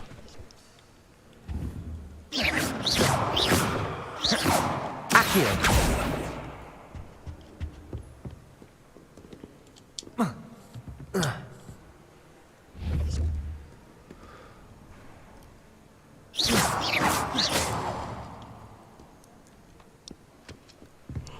How are you supposed to know the time of day? I just don't.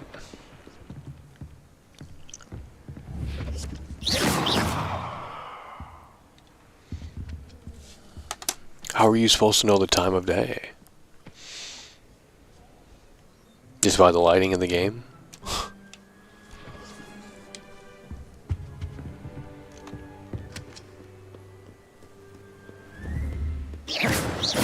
Incendio. Okay. Accio.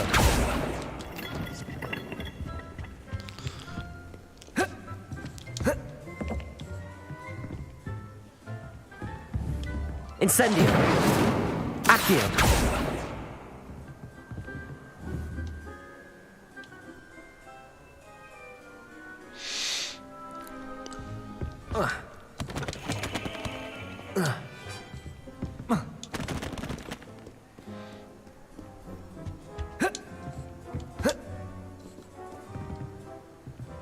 We have to figure this out.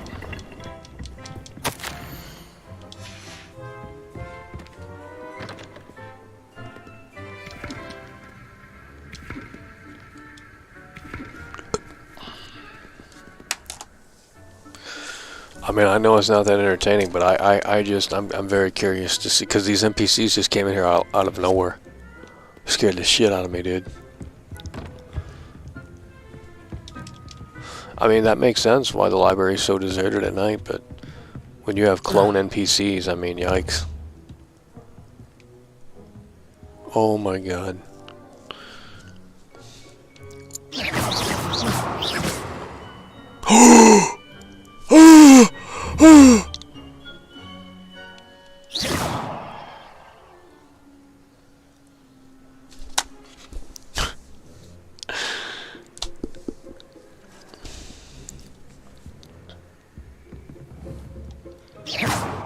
What?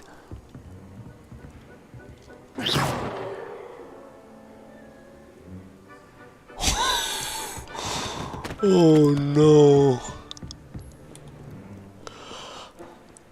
She left! She left! She left! Where the fuck she go? Fuck! You've gotta be kidding me, bro. Fuck! Where did the old lady go? You've gotta be kidding me, bro. She left. I think she disappeared. This is bullshit. She.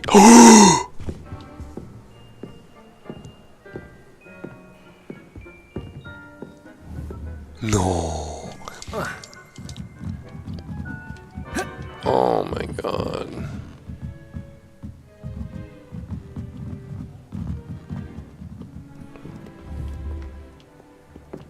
She's leaving.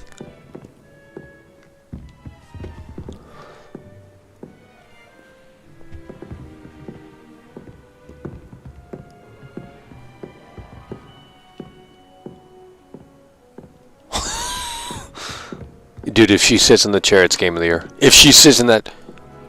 Oh, wow.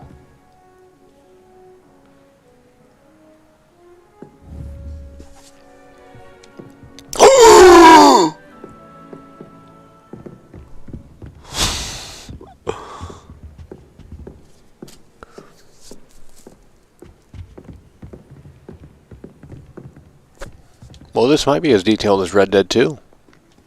When you really start breaking it down, we're going to have to find out here.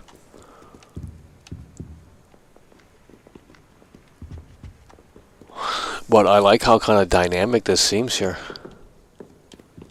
It's not just copying and... She's going to sit...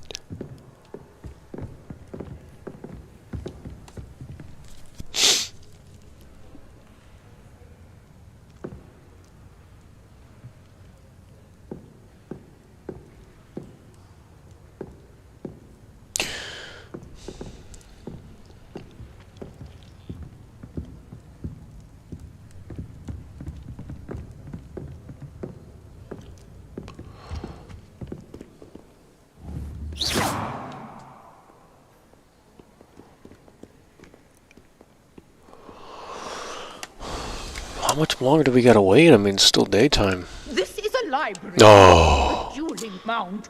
I think this game's low, bro. I think this game needs a few updates.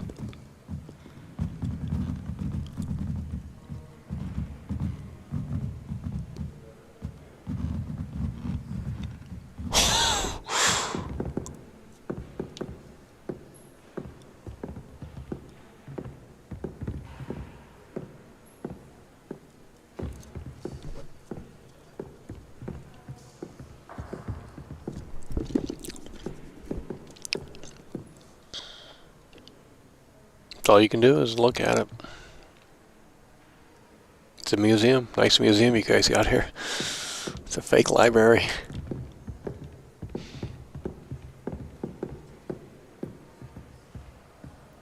I just came up with a great idea for a video game.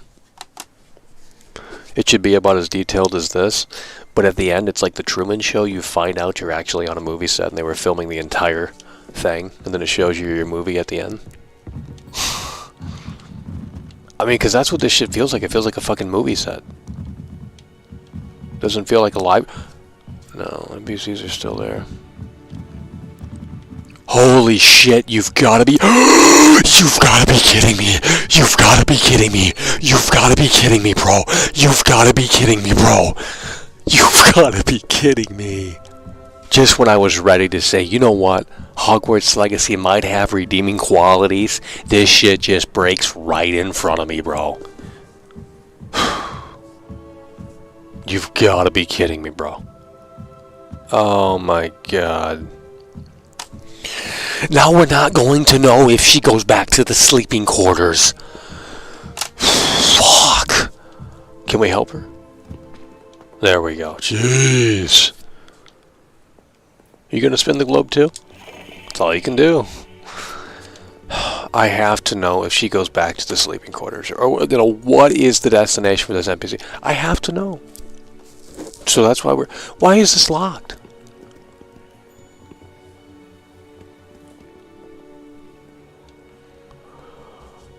Oh my god.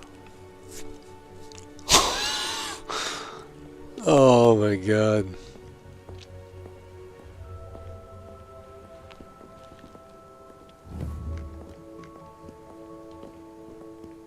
You know, now that I think... Oh, she's going back upstairs. Dude, my character... Hold on, I'm going to show you what my character looks like. I didn't even notice until now. We don't want to get in the pathing here. We'll break it again. Let's see who my character looks like. Let me see what his name is.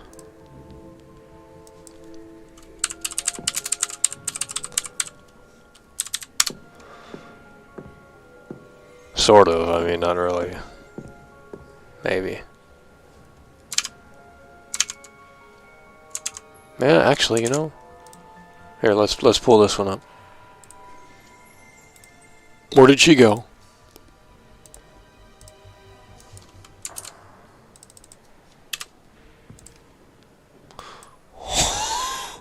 Hold on.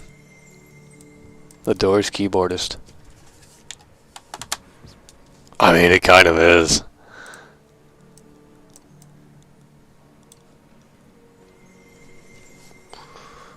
sort of. Where did she go? Oh my gosh, we have to continue.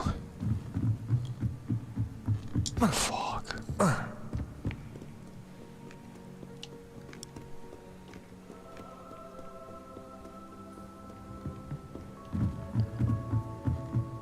Come on. Where did she go? We have to figure out what's going on with this game with the NPCs, because I mean they could be on schedules, and that's actually a little bit more than I thought. But we have to see, because if it gets nighttime out here and she's still doing this, that means they're doing some weird thing where it's like they don't want the player to see the NPCs going to different sort of areas, so they just disappear them when you're not looking. Whatever that is called in game design, I don't know. Unloading and loading.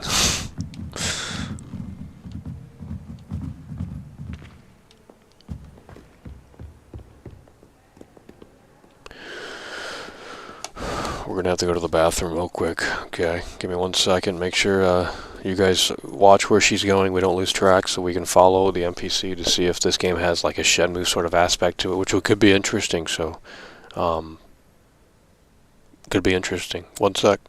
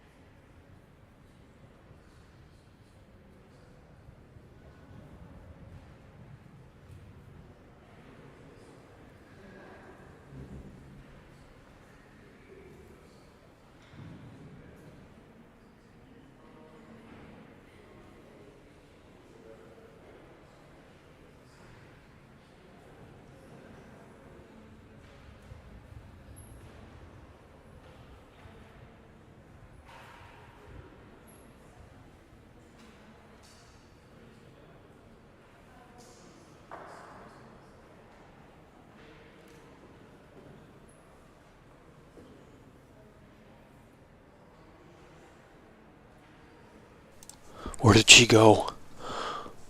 Where did she go? No. Did she leave the library? Ain't no way, bro. No, that's off limits, I can tell. Where did she go? Where did the old lady go? Where did the old lady go? I gotta look at the chat.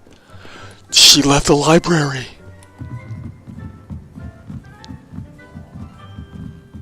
You've got to be kidding me, bro. There she is. I know this is boring, but like, dude, we have. This is the only way to figure this out. We have to see what they're doing here in this game with the NPCs. I mean, I think it might be on. You know, it really depends.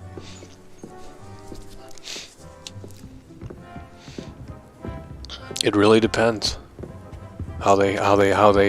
What the next step is here for this NPC sequence. Because I mean, this is on the same level as Red Dead 2, and everyone's hyping that game out to be the next. You know, oh, it's so detailed. The NPCs are on schedules, and it's like, well, I mean, it's doing this in Harry Potter now. So we're gonna have to see how the cookie crumbles here.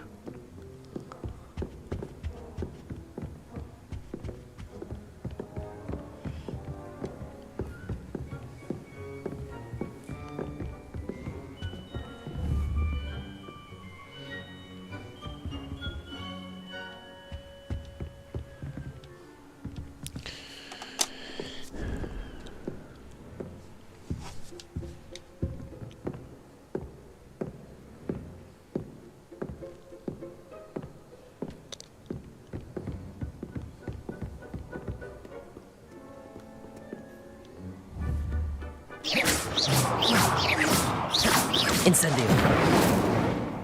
Lumos.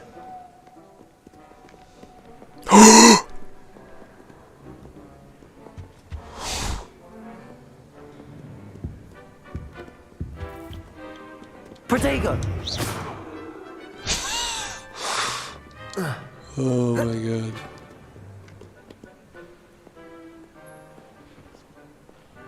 This is a library, not a dueling mound. One line of dialogue, bro. One line of dialogue. Really?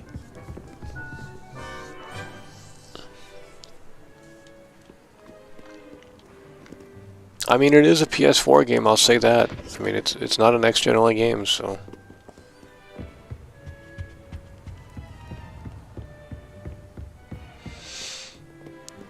Was it built from the ground up? Obviously not. Not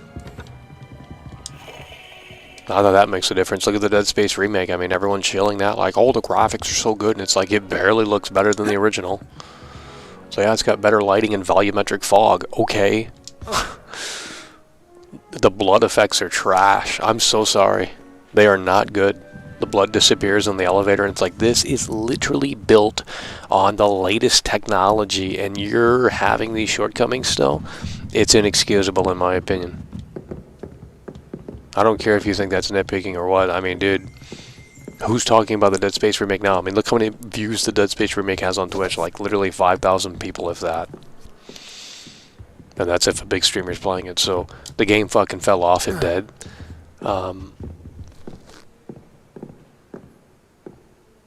I see it as a redundant project. Because not only does it not impress in the technical department, in my opinion, because I've seen it up close on a 4K OLED, and I saw that blood disappear, and I thought, well, I'm out. My immersion's ruined already. It's like, this is...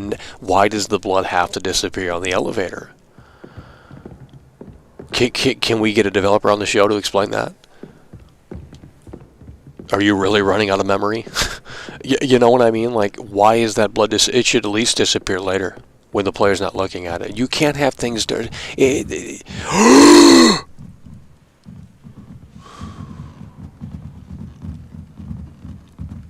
It's like we're not at a Chris Angel show. Or, you know what I mean? Like, I don't want to see things disappear in front of me unless we're playing like fucking, you know, fantasy shit like this.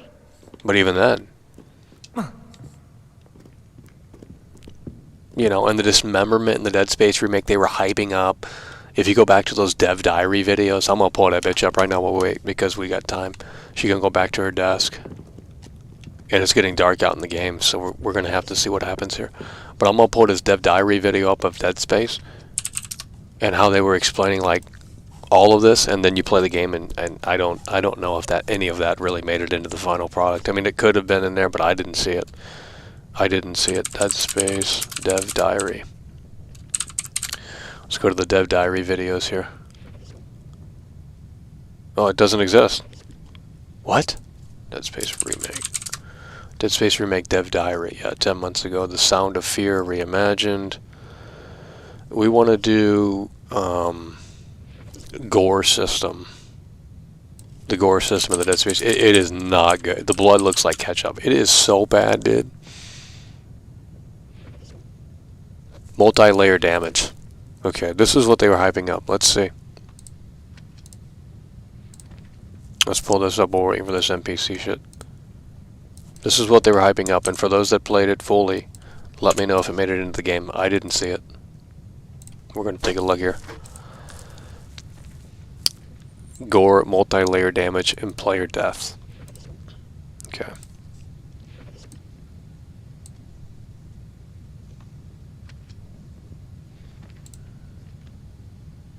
Oh, this is not what I wanted, but I mean, I guess we're going to look at it like this. This is not what I wanted, but let's look at it like this.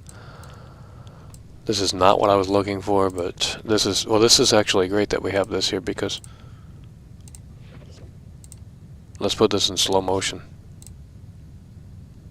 Nah, we're good. Let's just look at it. Okay.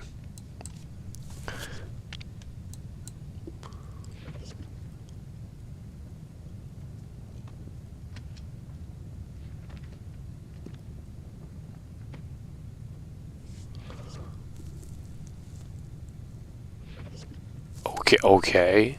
Was that supposed to be, like, dude, this looks like the... Like, there's no blood on the floor. Okay. This is in the original.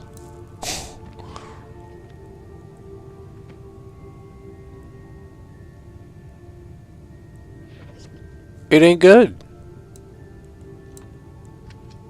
How is that impressive? They've already done that.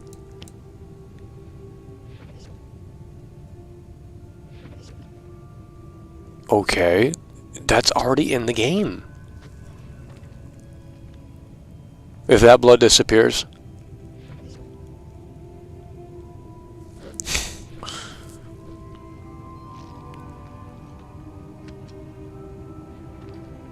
and I guess the shills in the comments are just like fucking gush, like, oh yeah, it's one of the most in-depth war systems ever. It's like, is it really, dude?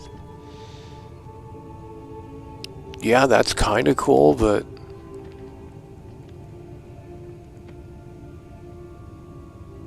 it's not next gen. Shit looks like ketchup. Look at that, it's bright red, like, okay.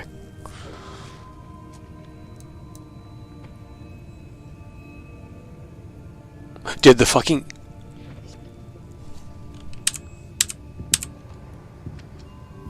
Okay, that's the first one. Hold on.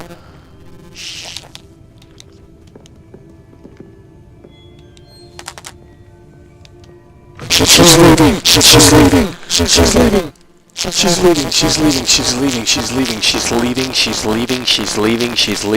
leaving the lot. This is a crazy development here. Oh my god. This is actually more than I gave it credit for. But now we're going to have to see where she goes. And it could be aimless wandering. Okay, it very well could be not. There could be no destination here. And that's what I'm fearful of, okay? It could be aimless wandering. And if we look away, she might disappear. But if she goes to her sleeping quarters or something, I'm going to raise the score of this game. Because I didn't think it was doing things like this. But we have to see. We have to follow, and we have to see how far they're going to take this NPC stuff. But she left the library. And I'm going to assume she's just going to roam around aimlessly until we stop looking. Oh my god! Why is the game not loading? She walked right through the door, bro. I mean, she might be a ghost though, I don't know. Holy shit, she walked right through the door, bro. Is this the sleeping quarters? I think she's going to roam around aimlessly for the next... until she has to go back to the library. We're just figuring out the AI neural net here. If she walks through this again, I'm done. You can't. Come on, dude. Okay.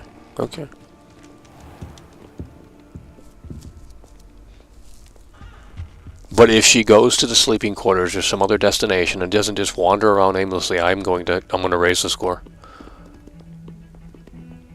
Okay, we're going to have to see how this plays out.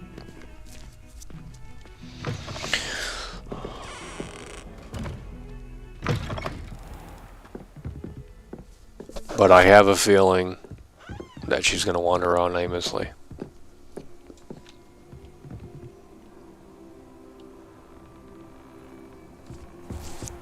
We'll find out here.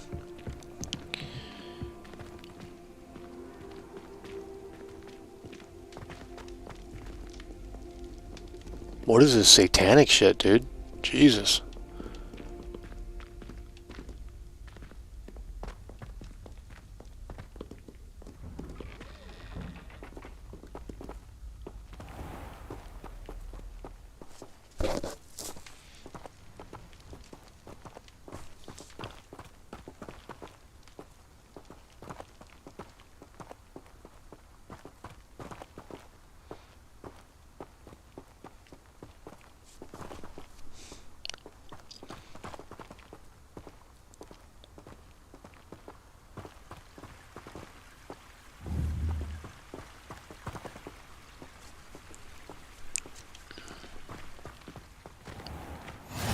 No, don't. Oh, we found a new place.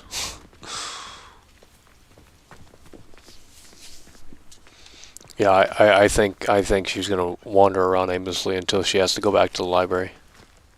Why is? I think that's what's gonna happen here. Which, I mean, you know, why is there no one in this castle? We're the only it's the only NPC?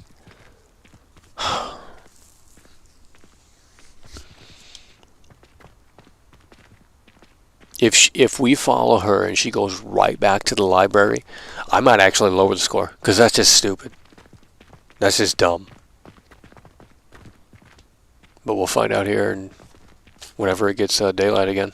You can't imagine how inconvenient travel was before I invented flu powder.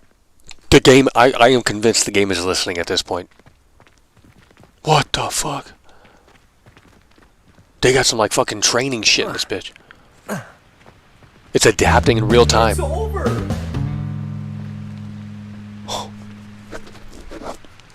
First name, last name donated £5 through Super Chat. Are you following her? Stop following. No, what do you mean? Hell yeah, bro. Appreciate that first name, last name coming through. With the 5. No, let's not break things. Is this the sleeping quarters?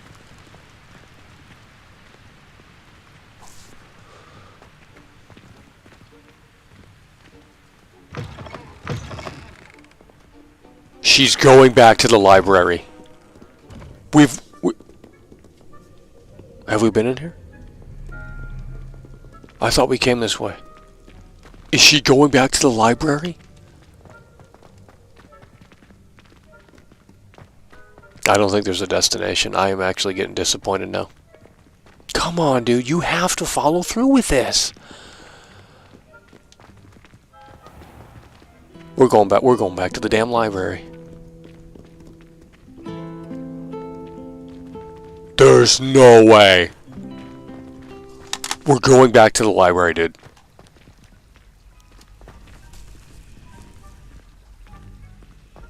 Hold on. New development. What the fuck?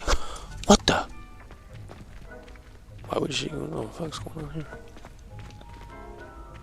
No, we're not. Dude. Come on, let me get in.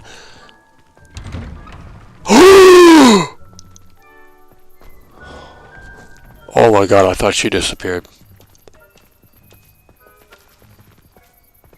She's wandering around aimlessly. There's no way there's a destination.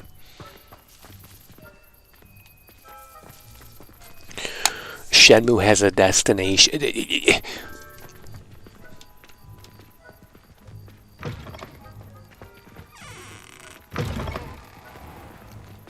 Are we really going?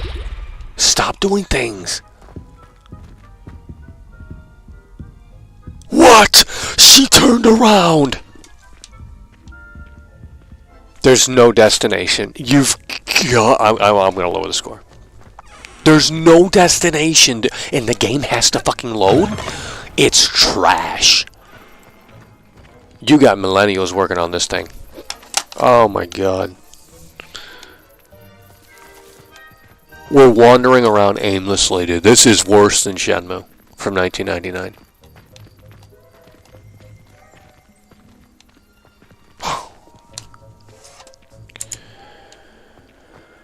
Why not just have her in the library permanently then? I mean, what is this achieving? It's taking up resources. Fucking stupid ass shit. Oh my... In Watch Dogs Legion, literally every...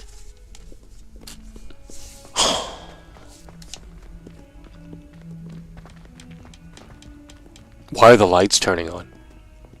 Oh my god. Okay. Hold on, we're going somewhere new here. Let's see. This is a library. Mount. Oh, we're not even in the library. We're not even in the library, and it's triggering that dialogue. I think we're not supposed to be doing this. Because it triggered the library dialogue, and obviously, I mean, no one's going to be following NPCs around unless you're totally bored of the game, which, you know, at this point we already are. What it's... Oh, you've got to be kidding me.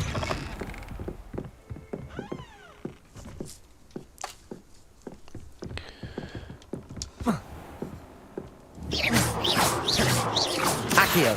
Incendio.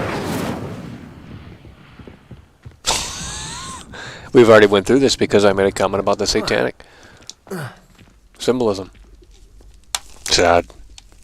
Game shit. If I turn away, she will disappear. I already know what's going on with this game. What they're trying to do is, I think, I'll prove it. We know she's going nowhere. Okay, we're going to give her time. Let's go outside now. She's gone. Oh, wow. No, I think the game's trying to get me... It's trying to find a disappearing spot or something. If we... Oh...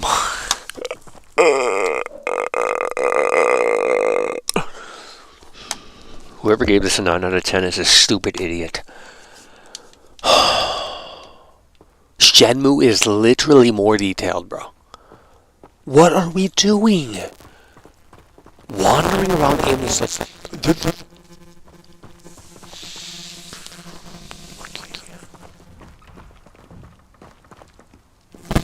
in Watch Dogs Legion, okay, the NPCs all have a destination. They technically live their lives. Every NPC in the whole game, in the open world, the whole fucking game. Now, is it totally exciting? Not necessarily. But they follow through with it. Okay, if the lady works at the bartender, she's gonna go to the bartender. She's gonna go to the bar and play bartender. It's not exciting animations or anything like that. It's not like, you know, that crazy, fully realized. But she goes to that spot. She then goes back home, and you can go all the way through that. Any NPC in that game. Okay, Shenmue does that too. What are we doing with this trash? We're just walking around with our head fucking in our ass in this game, I swear, dude.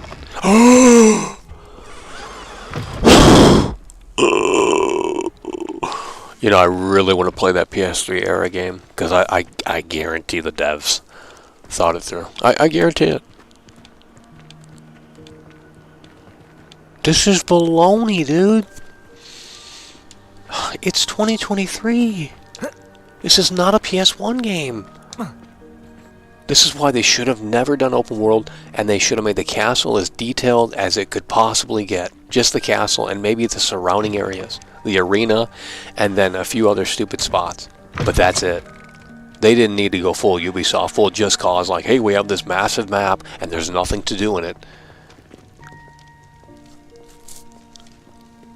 So is she gonna... She's not even gonna go back to... She's not even... I guarantee she's not going back to the library. There's no way. We broke the whole game. Watch this. So when it gets daytime in this game, you think she's gonna go back to the library? There ain't a chance. I will be shocked if she goes back to the library at this point. Oh my god, she's turning around. This is ridiculous.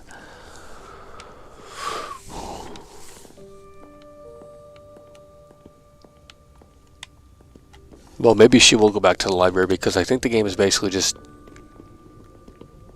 This is sad. This is sad.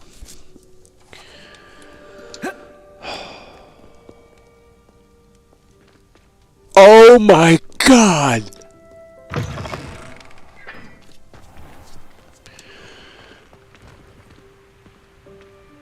Are we gonna go back to the library? It's almost daytime. It's almost daytime. We're gonna find out very soon what this game's really going, what this game's got going on for it, with the NPCs and the detail and things like that. Right now, we're not impressed. Sad.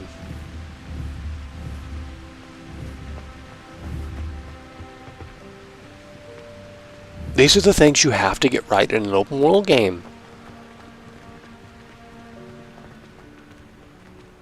You have to get this shit right. There's no excuse.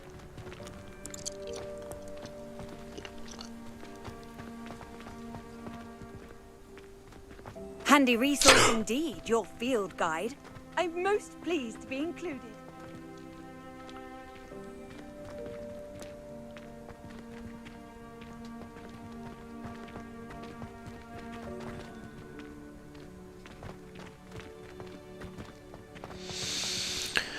Are we going back to... I think we're going back to the library. Let's see. Yeah, she's going back to the library? It's not daytime yet.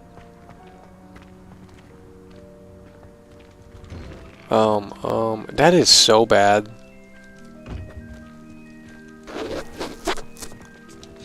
It's this massive, like, 40-ton door.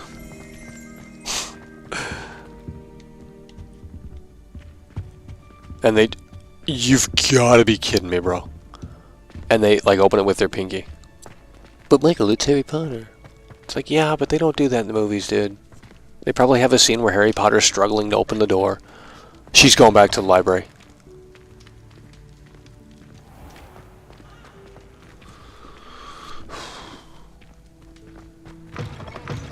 What is going on?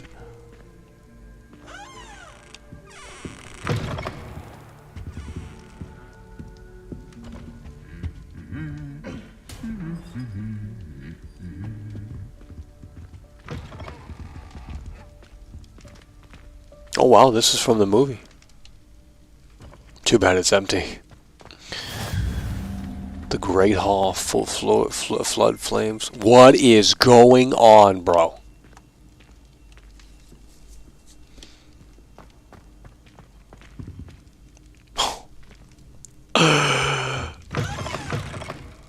Oh no. It's destabilizing in real time. It's destabilizing in real time, bro. Oh, shit. Off on another adventure, are we? Shut up.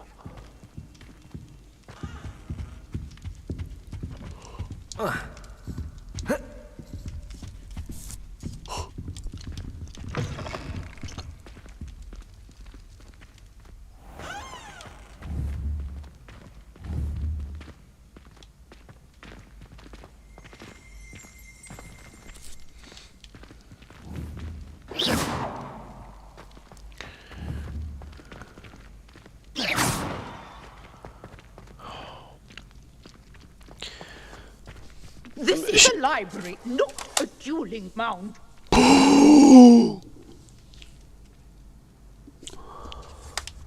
It's just beyond bad.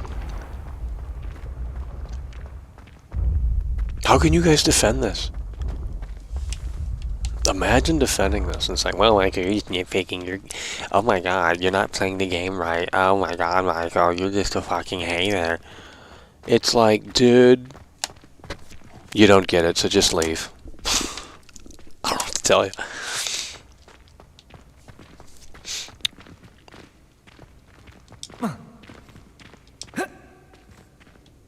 Like, I'm not saying this breaks the game, but it's just not. It's not up to the open world standard.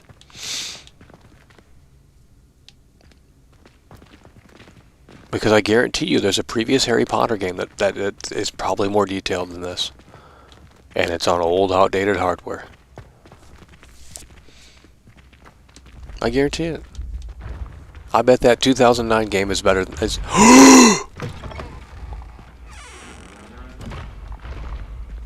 I think the flying. I've always said that travel broadens the mind.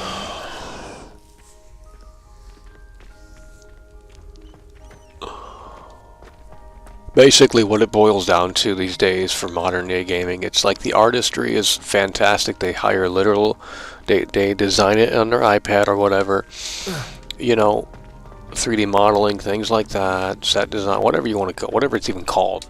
Okay, those are talented people. It's obviously like if someone knows how to draw, like that has nothing to do with game development, though. I mean, it's a part of the process, but we're talking about the actual programming. The oh my God, this is breaking.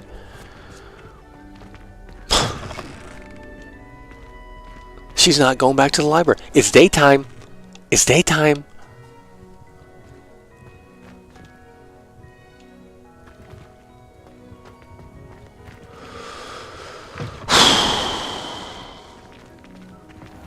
Why?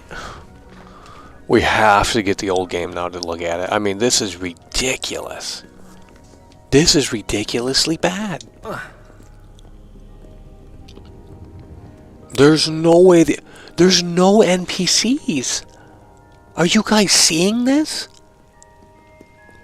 It's like the apocalypse happened in Hogwarts and there's no NPCs. It's because we broke the game we're not supposed to be following. I think we broke the whole damn system here. I have not seen any other NPCs. The whole castle is deserted. This is ridiculous. The whole damn castle is deserted, bro. Oh, there we go. Jeez. The game is listening. She's gonna go back to the library here. This is it. Yep, she's going back to the library. She's going back to the library. This is it right here. Yeah, down the stairs. She gonna go back to the library. She's going back to the library. She's going back to the library. She's going back to the library. We have figured this out. She's in the library. There we go. We have completed the journey. We have completed the journey. What do we think about that? We've completed the NPC journey. I'm gonna do a poll right now in this chat. Let's do a poll right now in this chat. NPC journey. W or L? There we go. We're going to do a poll. NPC journey. We've completed the NPC journey. But I'm wondering...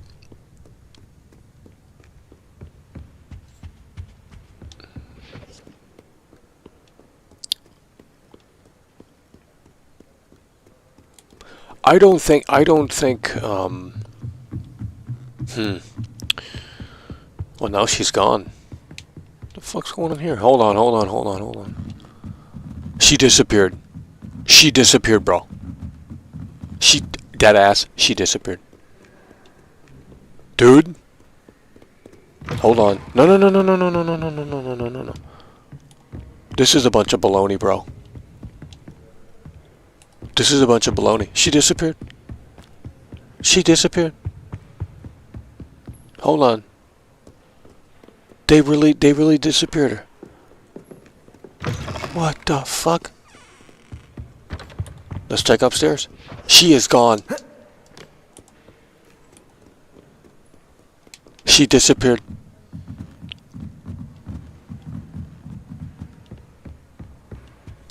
Clear.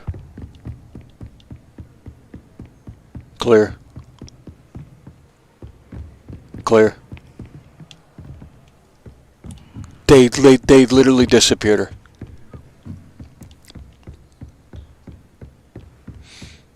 You've got to be. She is not in this library anymore. They disappeared the NPC. Never mind. Alright, let's go to the poll here and let's see. They said L. Oh my god, these doomers in here. You guys are not listening. I'm shutting the stream off. You guys are not understanding. And it's so sad. L.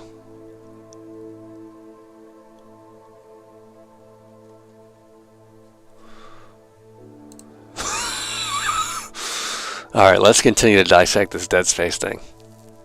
You guys are in love with this game, so everyone's in love with this game. It's like the shill fest. Here, let's get that audio off.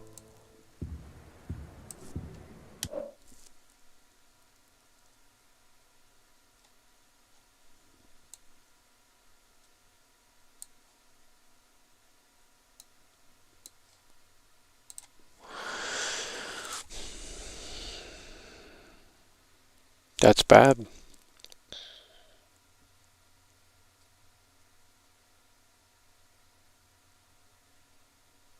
Okay. The Last of Us 2 is better than that. Dude. The Last of Us 2 is better than that. The Last of Us 2 is better than that.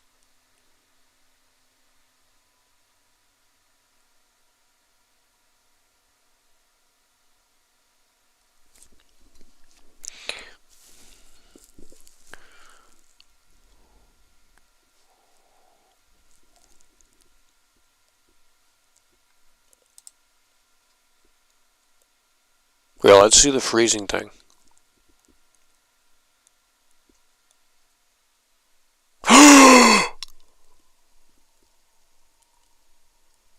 Oh, I'm done. I'm done.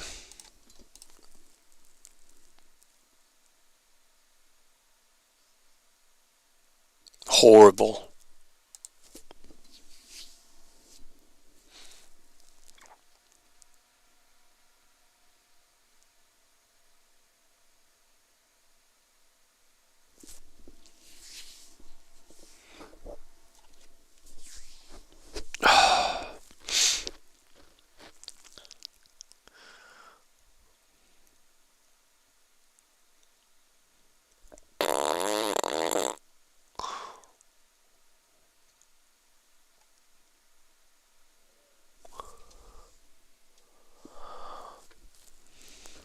Look at the show fest in the comments. Well, there is no comments. The fuck? Right here.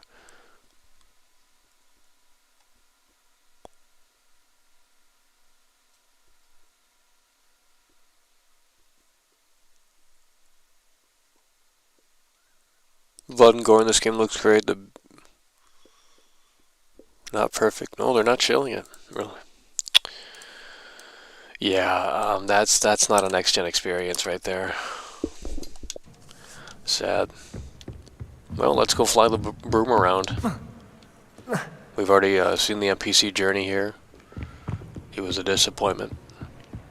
Oh my god, the lighting's popping up too. Dude! Look at this! What? The game can't expose it?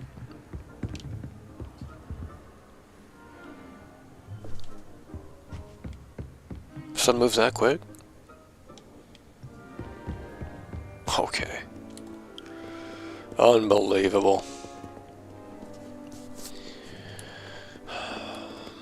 Let's go see the open world Ubisoft slop. How do you get out of here? Oh yeah, okay. They all literally. That's bull. Do you find it hard to get the right consistency in a confusing Incendio! It's hardly worth studying for potions. Oh my god.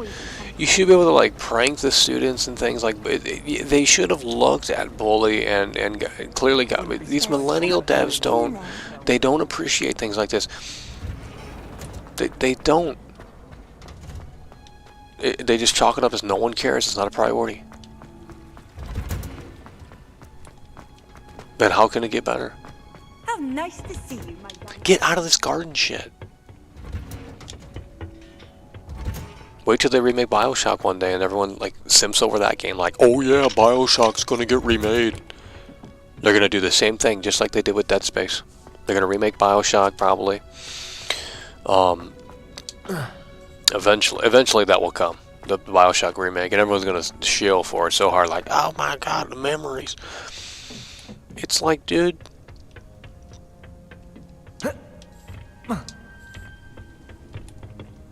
Yeah, Unreal Engine 5 BioShock remake. Yeah, that would look sick, but it's redundant.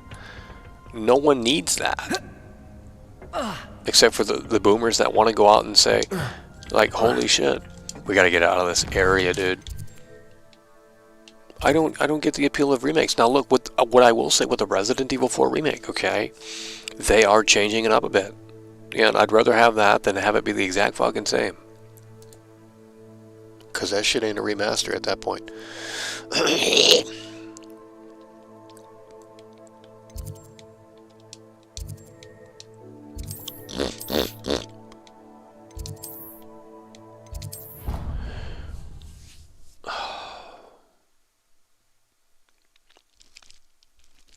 And can you believe people are defending this game and they're saying, can we even play this game? Oh my god, you can't play this game without story? Okay, yeah, you can. What are you doing out here? I think it's time you face. Perhaps another time. Yeah, we don't need to. We've already done it. But they have the arena right here. They have the arena right here, and they don't have the Quidditch. They don't have it. And the Sims for this game will defend it. They'll say, well, it's not immaculate. This takes place before Harry Potter came into the universe, Michael. Like, what does it have to do with anything? Clearly the arena's here. I tried to prove them out. Oh, Black hadn't cancelled it. We wouldn't be looking for the block. Like the old PS3 game had it. The old PS3 game had it. Hey you, Gryffindor.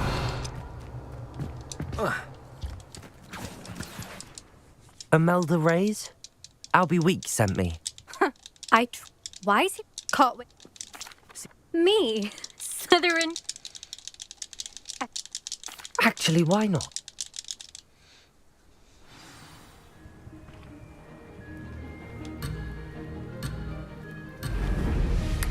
Oh wow, you can do racing. Riveting. So instead of the actual like complex fucking football game, they got racing through hoops like Sonic 06.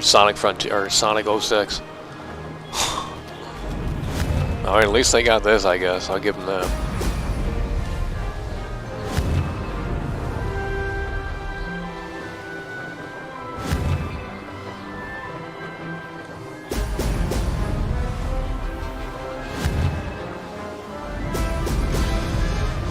Oh man. This is rather fun. Not really.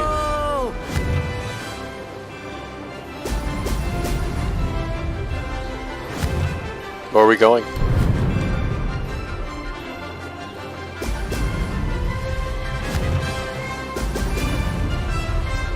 Could have done better. Dude, the frame rate.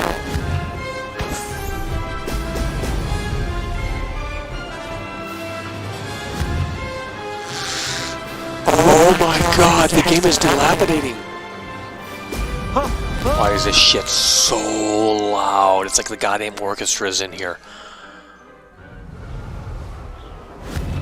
The fucking orchestra, dude.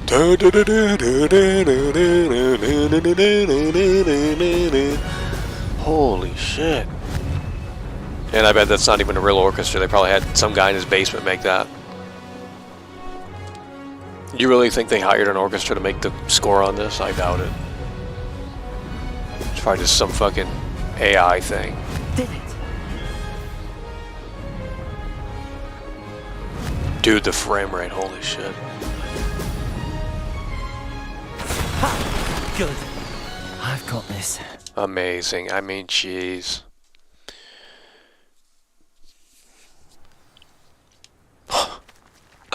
That's all they... Dude. That's not... You're not... I don't want respect from the...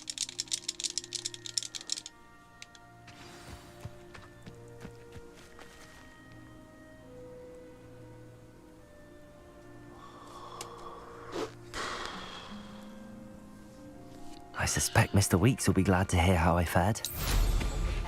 I never thought someone would. I'm going to tell you right now. I'm going to tell you right here, right now, why they didn't do it. I'm going to tell you right here. I'm going to take a stab in the dark here.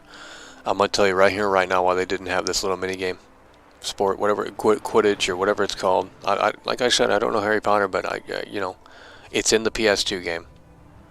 It's in the 360 game. So why they didn't do it, I'm gonna guess performance reasons. Because they would have to fill up this whole arena with NPCs and animate all of that. Clearly that's just out of the range. Yeah, they'd have to fill this entire arena with people and to watch the game, soccer, whatever it is. Yeah, that would require some, well, yeah, that's why. Maybe DLC though, you know. I doubt it though. I really don't believe it'll make its way into this game.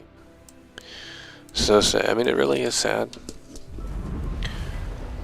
So instead, they go down the Ubisoft road and they just copy and paste.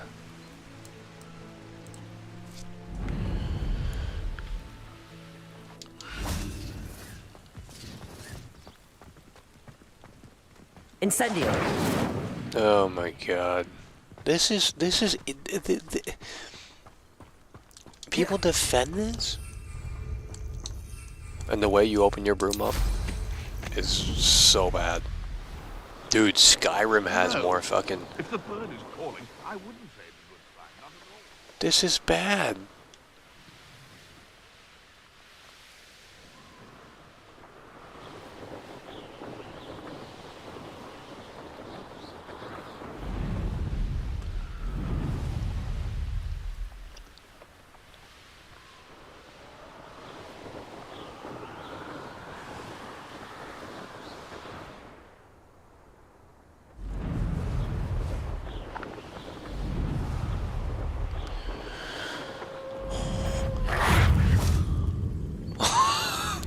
Oh no.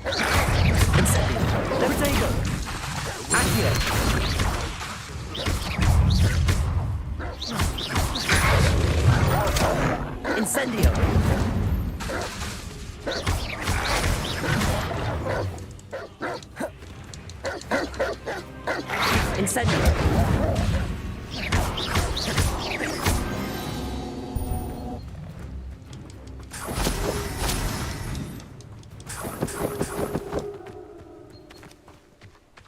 Incendio.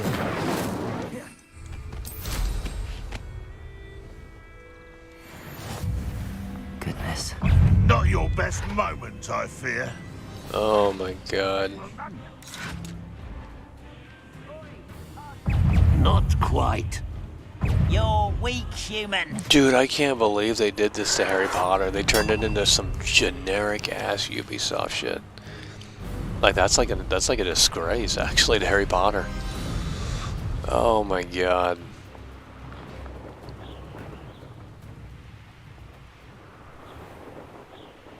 Like imagine if they made like a Beetlejuice game and all you did is roam around and you fight off the snakes or some shit like that. In a lifeless, empty open world. They got the red bridge from the movie Tim Burton's Beetlejuice. Oh, well, they made a Lego Beetlejuice game, actually. We just did that! It's an assembly line! I should investigate. We just...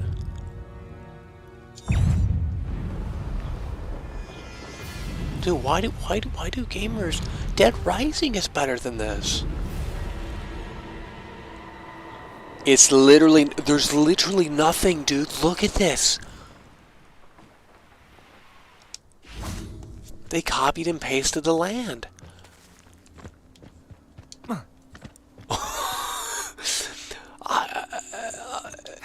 Really?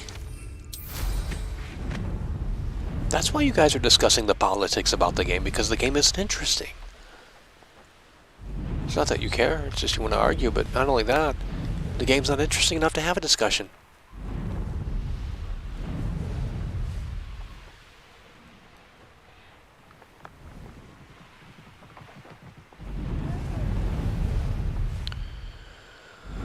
Oh, you've got to be kidding me, bro.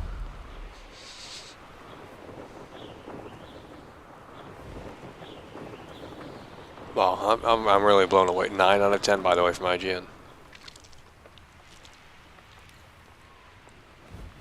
Dude, if I worked at IGN, I would give it the score that I said. Look at this shit.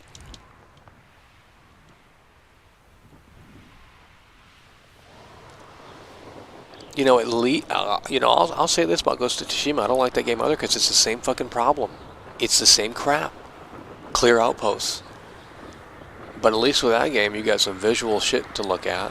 You know, every section's different. They got beautiful flowers to look at, the wind. You know, it's got the aesthetic. I'll give it that. This is Elden Ring 2.0, Sonic Frontiers 2.0. It's the same problem with Sonic Frontiers. You just roam around dead, lifeless, empty, open world, do these stupid activities over and over and over again for 15, 20 hours straight. Like, that's assembly line bullshit. We're not playing those games. They're trash.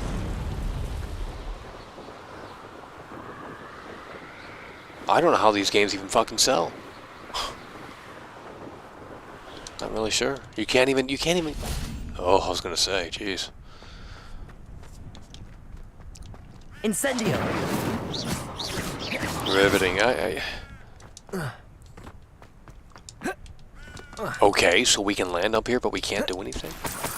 Jeez. You can't go in the door! Really? Incendio. What?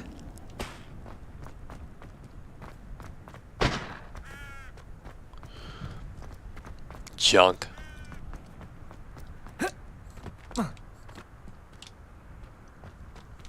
Lumos.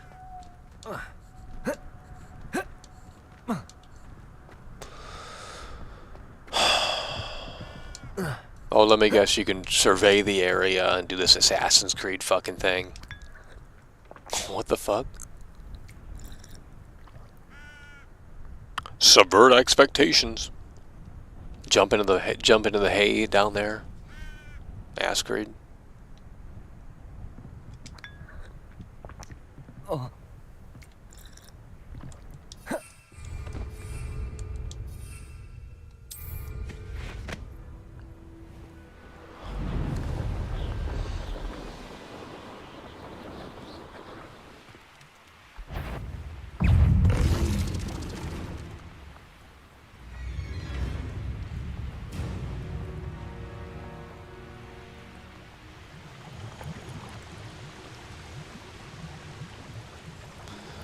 Wow.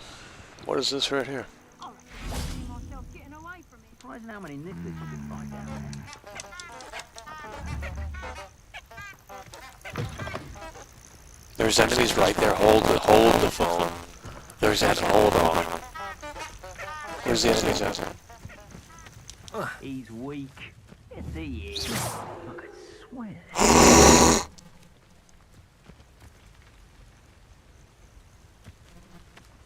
Oh no. I think I heard something. You'd better be a beast. What the fuck? Protego! You having the knacker? Reducto.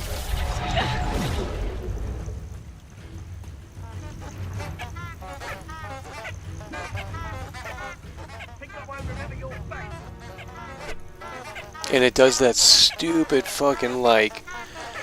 Dude, it's like a parody of a video game. It's literally like a parody, bro. When the enemies are all cleared, the music stops. Really?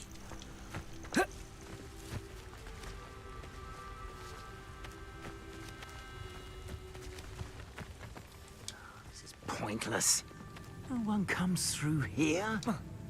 Potato! Thought you had me there. Confringo! Come this way. Come this way. Reducto! Perhaps you Come on up. give up. Come on up! Bingo! I'm going inside. Won't break the whole game.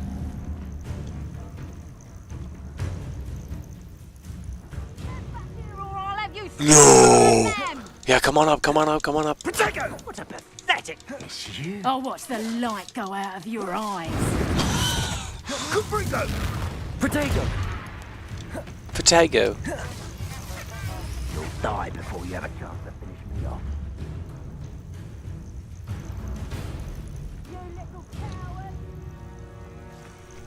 Protego! So very weak. Get up here.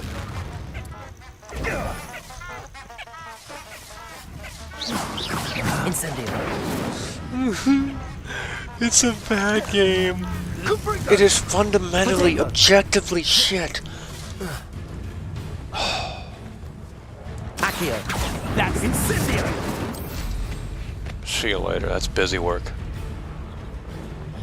Why do you think Ubisoft had that DLC, Time Saver DLC? Literally. They're like, hey, our game's trash. You want to skip it? Sure, go ahead. Stop us. Oh.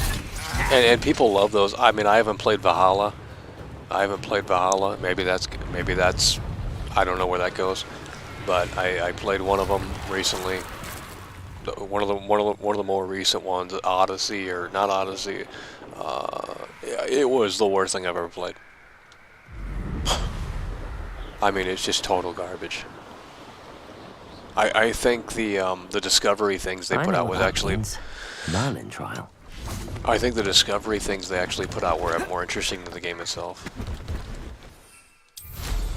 Where you can learn about like ancient Egypt and shit like that. I think those are actually more interesting than the game itself. Like, oh, let's fight some fucking, you know, it's just the same shit over and over and over again. This is a bad game. This is abysmal. I mean, it's the same shit as every other game I played in the last fucking 5 to 10 years. Like, why are we simping for this? Sim Nation over here with this shit. Like, hell yeah, man, this game, you're fucking hanger. Fuck you, Michael. It's like, look, if this were like Pet Sematary or some shit like that, like, okay. But I don't have a connection to Harry Potter, so yeah, it's not gonna just automatically gonna win me over by that. Because I'm not familiar with Harry Potter. But if this were like something that I were into, then maybe I could excuse the tropey open world mechanics and design. But I don't have this This place has seen better attachment days. to Harry Potter like a lot of people did, and that was like sort of when I was growing up. So when Harry Potter was big, but you know, I played Contrarian back then too. I'm like, oh, everyone loves Harry Potter. Fuck that shit. I mean, they're all reading the books at school. Let's not rent the Harry Potter books at the library. At the school library, let's rent what everyone else is not reading. You know, we have that contrarian DNA in our body. It's just the way we were built. Sorry, we love playing contrarian over here. The train doesn't even move, dude. It seems you've made a mistake. Where's the fucking dude? I've seen a video of this train. I've seen a video of this train, and what's seemingly going on here? Shut the fuck up.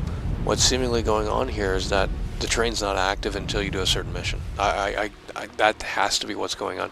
I've seen a video of the train where the guy stands on the tracks like this. Watch this. I've seen a video where the guy stands on the track like this. The train comes and it clips right through it. And I said, I'm done with the game. And I was hoping to showcase that here, but we don't have the train in our game for some reason. We gotta do more missions. It's bad. Oh my god, the pop-in's terrible too. Look at this. No, I swear I won't be wasting your time, and I'm grateful for the opportunity. Oh my god, this game sucks. What's it got? It's Why is it moving? Your bag is wiggling. What you got in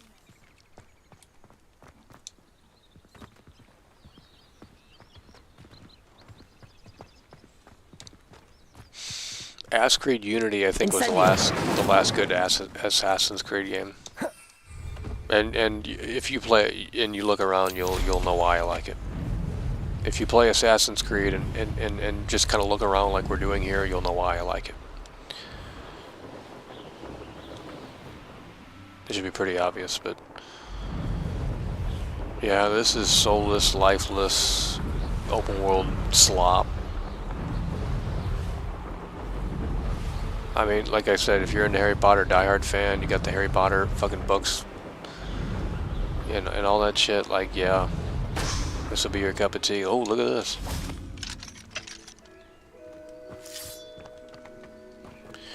But, you know, if you're not in Harry Potter and you're just picking it up, like, just expect another Ubisoft open world game. If that's what you want, which a lot of people obviously do, then consume and have fun. But once we got the room here and we figured this out, we figured out that this was just another generic open world game. I mean, I don't I don't see what people are seeing in this. You just roam around and fight enemies. I mean, there's no story, there's no... Fight the tarantula.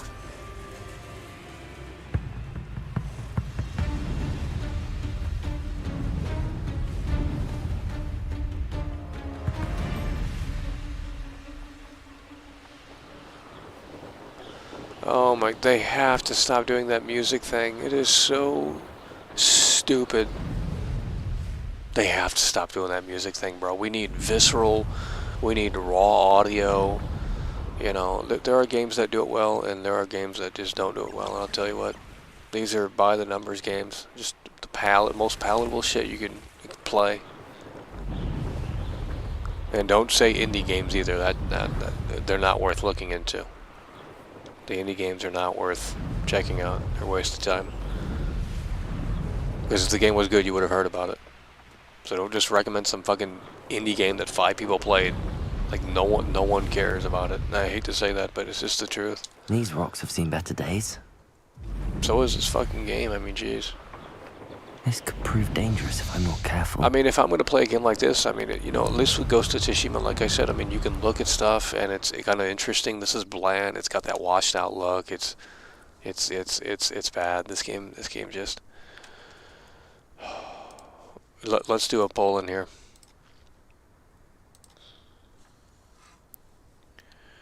Let's do a poll in here. No, you guys aren't listening. Or you don't get it. I don't know what to tell you. Here. No, I'm not playing some indie games that no one heard of. It's trash. If you've never heard of the game, it's not good. That's how it works.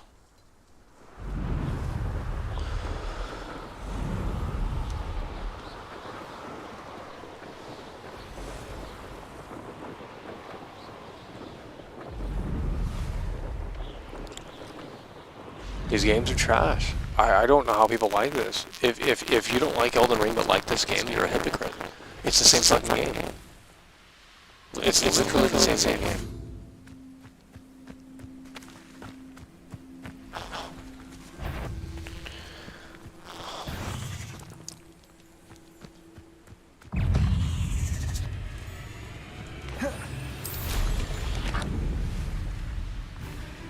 This is no different than Far Cry 6. It's no different than Elden Ring. It's no different than Saints Row. It's all the same shit. It's all the same game with a different coat of paint and a few different mechanics, and that's it. It's just roam to this fucking outpost and clear enemies. It's over. Oh my god. Triadic Bus donated $5 through Super Chat. I watched your Spider-Man videos, Mike. Will you be doing one for the Sloppy Re4 remake? That would be Kino and Company. But we're literally... Woman breastfeeding, woman breastfeeding, men holding hands, men holding hands, men holding hands, woman breastfeeding, Shut woman up. breastfeeding, woman breastfeeding. We literally have 2 videos out on the Resident Evil 4 remake, and I got bad things to say about that game too. Because the shill fest for that game, the Dead Space remake is right here, okay? In terms of the shill fest, okay? It's incredibly high. Everyone loves the Dead Space remake. For what reason? I don't get it. Whatever. Dead Space remake's right here. For the Resident Evil 4 remake, we're talking way up here. If you say one thing outside of the rain, because Sphere Hunter made it clear, like, okay, it's okay to say that the rain's trash. But if you come out of the woodwork and you say the Resident Evil 4 remake's trash, or you say this is not where it needs to be, or, you know, you share your opinion that's not in the general consensus, these rabid dogs, okay, will come out of the woods and start nibbling on you. And then they'll start biting. And then they'll start chomping. And that's what happens with the Resident Evil community. It's one of the most toxic communities, because you have to agree with what they think.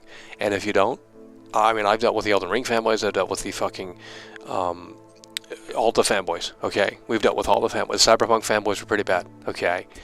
But, you know, if they like it, let's let them have their fun in the sun. I don't care. I'm not here to ruin on any, I'm not here to shit on people's parade, okay? If you like it, great. But don't come over here and tell me I'm wrong. Don't come over here and rain on my parade, okay? Because I'm not going over to your shit and saying that you're wrong about the game. That's not what I'm doing. I'm sharing my opinion, and I'm telling you this is where it stands. If you agree, that's fantastic. If you don't, that's fantastic as well. But I'm not going over to other people's shit and saying that you're fucking stupid for having this dumb opinion about liking this game. That's not what I'm doing. Or vice versa. You know, if I like Silent Hill Shattered Memories and I see a video that says this is the worst Silent Hill game in the entire franchise, I don't give a fuck. I don't engage with that because it doesn't align with what I think. So I don't give a shit. That's just someone's opinion.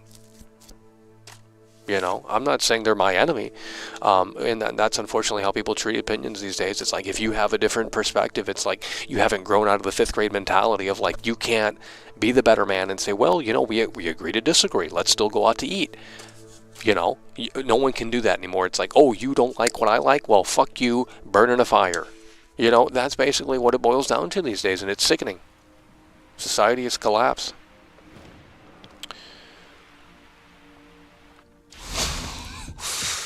What is this, Fallout 76?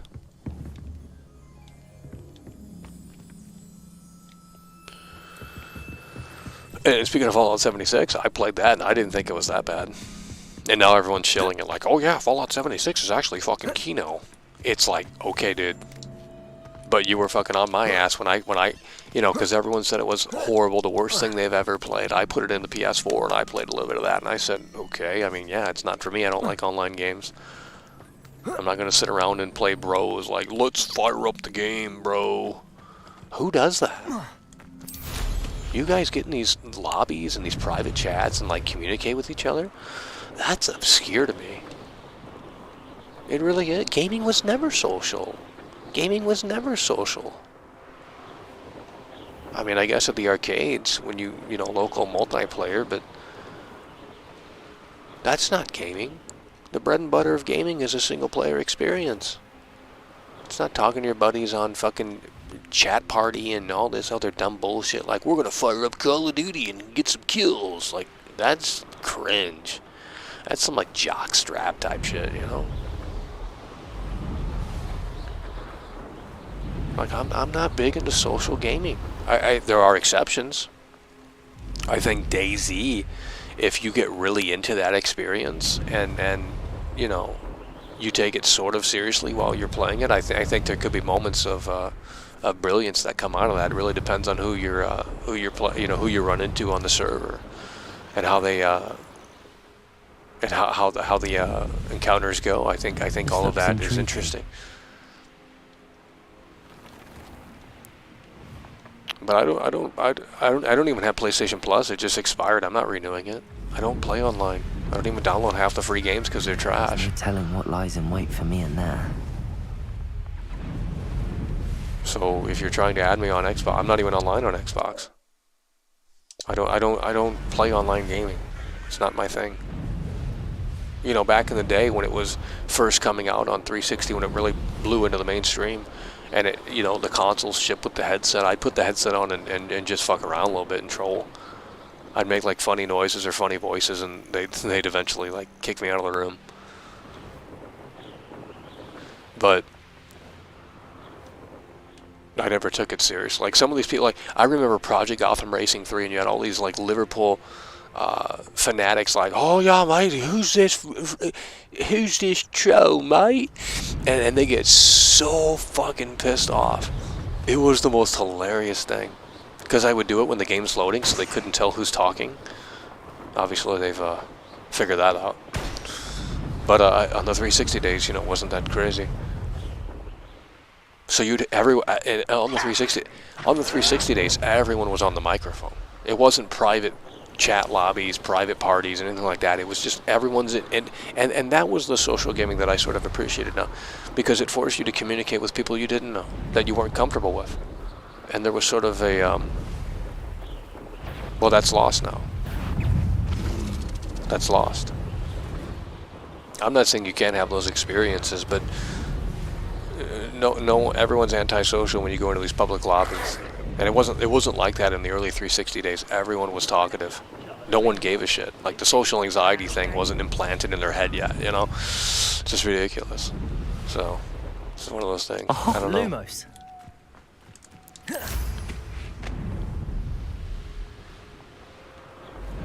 But I think there's ways to creatively get. I should investigate. To creatively do multiplayer. And I think Death Stranding is one of them. I think Death Stranding is a great multiplayer experience because it brought something new to the table. You get to rebuild and help other players, and I think that's amazing. I think Death Stranding multiplayer is better than anything that is, because you're helping rebuild and reconnect with other players, and it's really amazing. It's a unique experience. Most Zoomers couldn't handle it. But is Death Stranding 2 necessary? I don't know. I think it's a bit redundant. But we'll see what I mean, it's Kojima, so it can't be. But the evolution of Death Stranding was really disappointing. They really nerfed that game. They really ruined that game, in my opinion. They made it just too easy. They kept giving you new tools, and the original game is more pure than the director's cut. And Death Stranding 2 is going to be probably going to give into the feedback and be like, oh, this is the walking FedEx simulator is fucking trash. No one wants to walk around New Zealand or across America. And,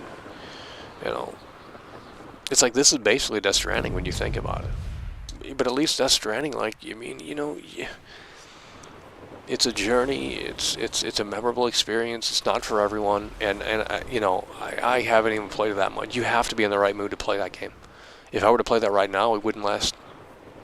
Well, maybe that's a good streaming game because there's not much happening. And in truth be told, I've never got past like chapter 3, so the game might get trash. But you're limited on resources. And one of the most interesting mechanics of Days Gone is the gasoline mechanic. I think that adds a layer of you can't just be you can't unlimited. You can't roam around unlimited. It puts a barrier up. It's a psychology thing. It prevents the player from just like treating this like a video game and saying, hey, these are valuable resources. Let's not fuck around. And just roam around on the bicycle as Deacon St. John or whatever the fuck. So... And there was some really interesting Watch Dogs multiplayer components. Lumos. Like you can hack into other people's games. So, you can do online right and in an interesting way, but it ain't going to be popular. Let's just put it that way. People want the same old slop, and if you don't give it to them, they ain't going to consume it. It's just as simple as that.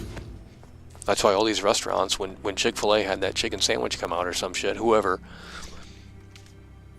everyone copied the chicken sandwich. They're like, hey, we got to put a chicken sandwich out now because, did you see the line? Oh my god. Okay. Accio.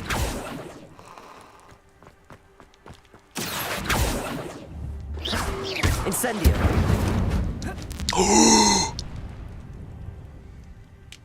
This game is boring, dude. I would literally rather play Oblivion right now.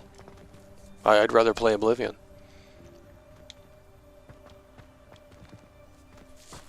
Dude, in Oblivion, there's just so much to do. You can't do shit in this game.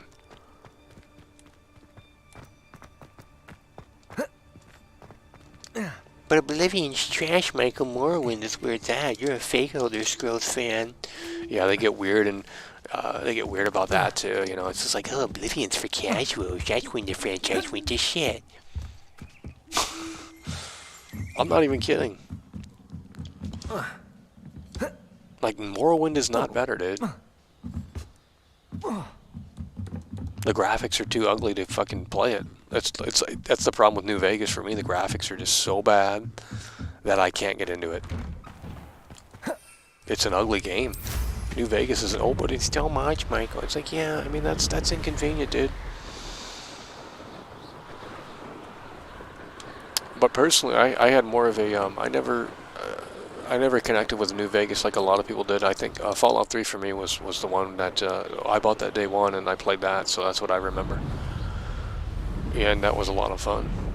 And I remember everyone at school was talking about that, in gym class. They were like getting ready to go to the PE And they were like, did you find this vault? And like, holy shit, this is crazy. And everyone was fucking playing, it was crazy. But they don't make games anymore. The output of games is dead. It's a 10-year cycle now. You gotta wait 10 years for one big game, and then it's a big disappointment. It's always online. It's on some fucking shitty service. Like, I don't want to play Starfield on Game Pass. I really don't. I mean, it's probably gonna be not good, but... And I guess that's a benefit to the consumer, because you don't have to spend 60, 70 bucks on it if it's trash. But it sort of takes... It's like if Quentin Tarantino came out and said, my movies are no longer in theaters, which he would never do.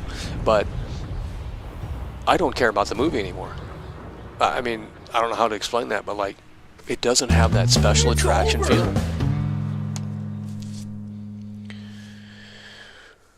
Death cited 666 donated $5 through Super Chat. This game is made for Zoomers, that's why it's trash. Isn't this the most doomer channel ever? I mean, my god. How did we find a small little audience that actually agrees? Actually, they don't agree. You guys are trolling.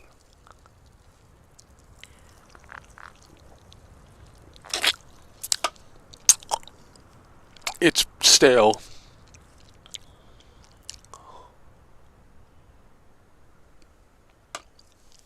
Wow. Pitch Black's better than that. Ugh.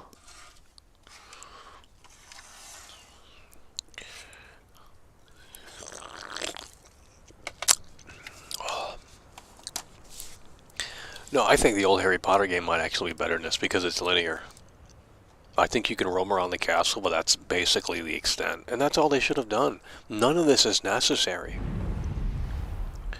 None of this is necessary, bro. Why can't we go down there? What the fuck? Why can't we go back that way? Fuck's this shit?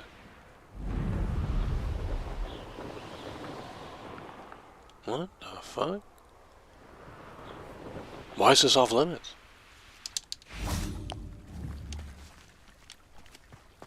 Oh, the broom.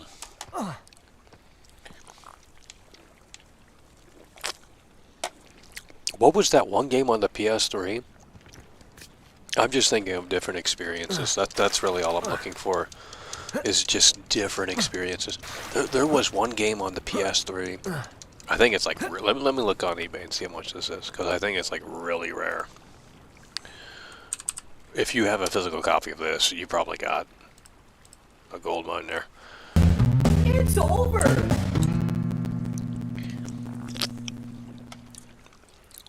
Silent Shield donated £4 and 49 pence through Super Chat.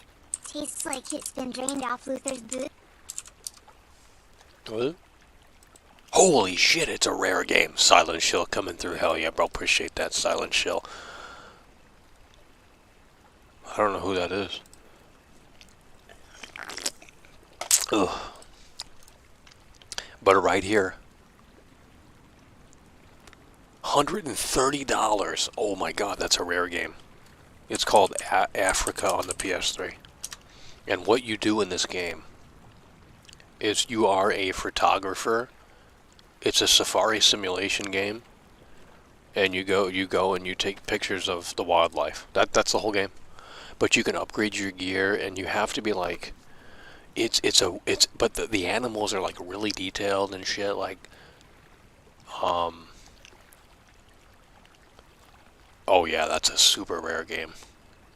Holy shit, dude! If anyone has Africa in here on the PS3, like, you are based. I mean. You know great quality software. And I'm not even being sarcastic. Like, I remember watching videos of that and thinking, like, that is my kind of game. I mean, it's different. It's just something out of the fucking norm. You go to, you know, these exotic locations and take pictures of these extinct animals. I don't know. I think that's cool. You know, there was interesting software on the PS3. That's when they were really getting. And then The Last of Us came, and then that ruined the whole. I think The Last of Us destroyed the games industry, to be honest. I think The Last of Us destroyed the games industry. Because every game turned into this movie simulator shit. Every game turned into like fucking just the same old game. Even Resident Evil copied it with Revelations.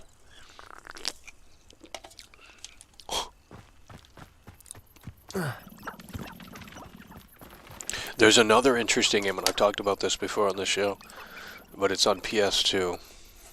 And it's just interesting software. Let me see. I don't know what it's called. I can't remember what it's called now. But I think it was only released in Japan. But it's a horror game. Surviving Michigan or something. I don't know what it's called. PS2. No, that's not it. Yeah, Michigan Report from Hell. This is another interesting. It only came out in Japan, I think. It's a survival horror game developed by Grasshopper Manufacture, published by Spike. The game is unique in the sense that it's played almost entirely through the viewfinder of a camera the player loses if they run out of film before solving the mysteries in a mission. So you're the camera guy, and you're like following, you're with this reporter. It's just really fucking different shit, man. Now, I'm not saying this shit's Game of the Year material, but it's just interesting experiences. This is mind-numbing garbage. It's the same slop for the last decade, dude. And that's why I say the best Far Cry game, and I need this chat to just start agreeing, okay? Because you know I'm right. I mean, here, let's do a poll. Let's end this trash poll. Oh, they're going to play contrarian in here, aren't they? Typical. Here. Let's do this poll.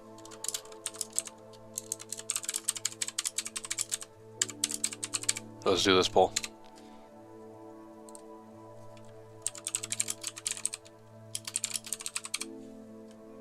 Okay. Is Far Cry 2 the best Far Cry game? Let's see if the chat's based. Let's see if the chat's based.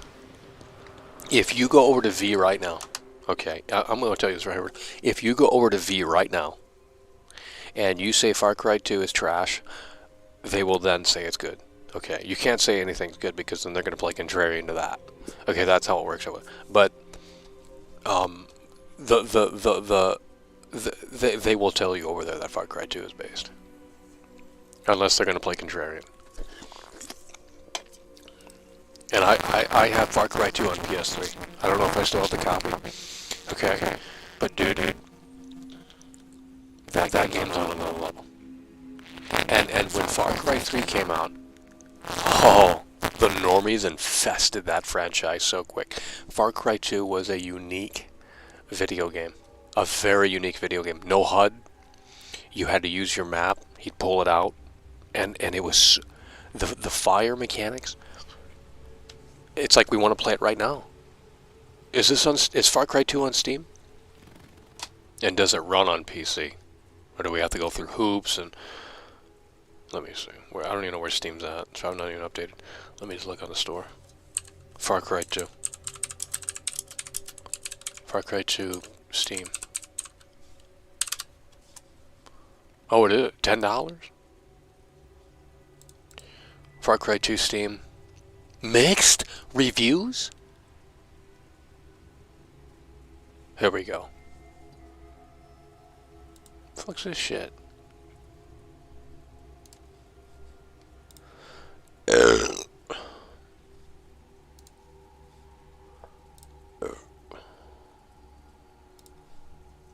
They kicked me out of the... What the fuck? You're not permitted to view this? Fuck's that mean?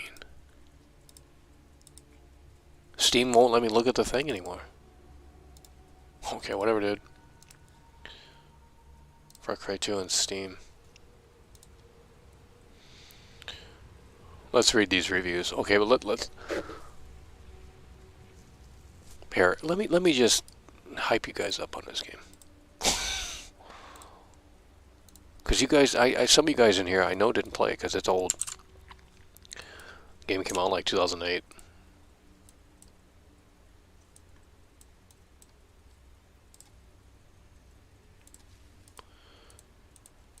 It's not working.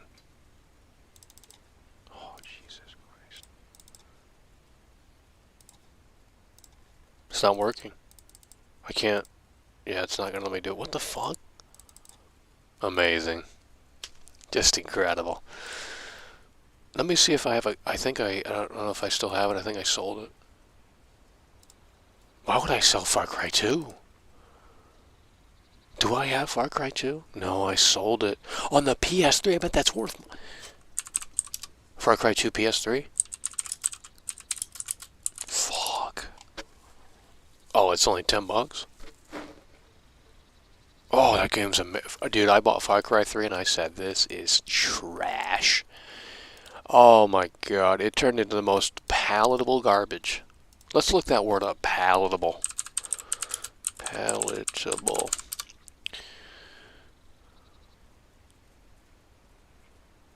Acceptable or satisfactory.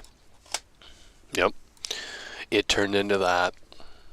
They did their research and they found out that gamers want to just sit around. They don't want an immersive experience. Look at that, the chat space. They came from vegan here, didn't they? Is Far Cry 2 the best Far Cry game? They said yes, no. Other list in the chat. Far Cry 3 is not the best. You guys are... I'm done. I'm not having that conversation in here. I'm not having that conversation in here. Hold on. Do I have a copy of this? We could probably play that in 4K. Do I have a copy of Far Cry 2? I don't think I do. I think I sold it. I'm gonna actually get mad if I keep thinking about it. Do I have a copy of Far Cry 2? I don't think I have. I think I sold 3. I said, fuck it, you can just take that shit. I don't want that crap. Fucking horrible game, dude. I bought that on Black Friday for like $10 because everyone said it was great. And the game's trash.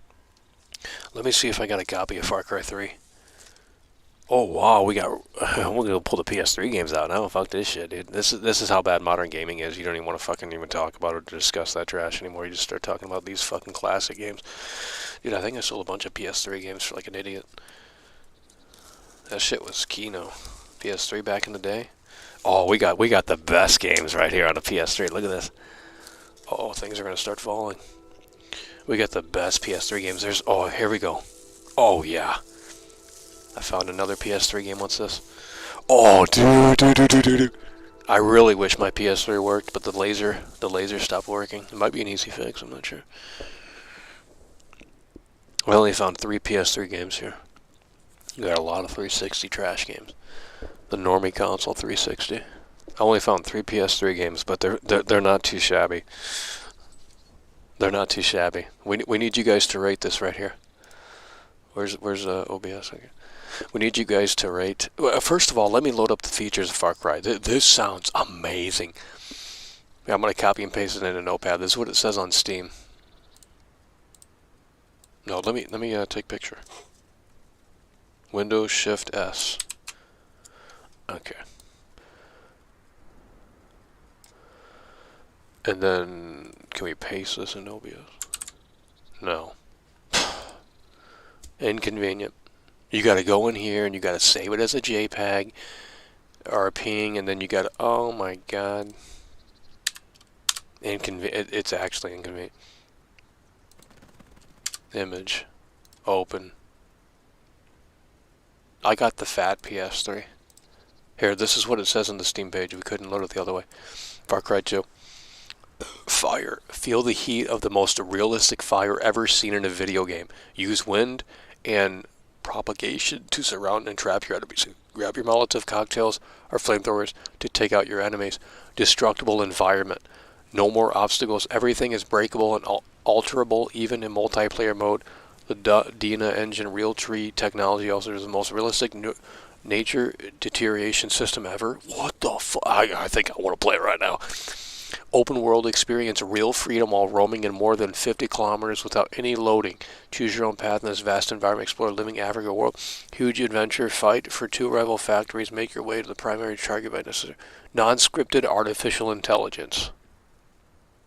Okay. I don't know about that one. Why are they leaving in here? I thought you guys were based. guys can't have any fun in here. Michael's talking about trash games. I don't know what Far Cry 2 is. I'm a zoomer. Medics will drag wounded soldiers to safety. Grunts will come to fear you. Your reputation and in-game actions make enemies drop their guns and run for their lives. Feel the tension of never knowing just how an enemy will react. I don't remember that. Shit, we might have to fucking boot that bitch back up. But I found 3 PS3 games, okay? And I want you guys to rate these PS3 games. Let me end that poll. I want you guys to rate these PS3 games. This is what I bought back in the day, okay? We need you to shape up in here and tell me if I'm based with my some of the. I don't think anyone has these games on PS3, but I could be wrong. I'm probably wrong. Okay, I think these are all 3 based games. I'll tell you that right here and right now. Okay, here we go. The first game right here, Legends of WrestleMania. Okay, Legends of WrestleMania.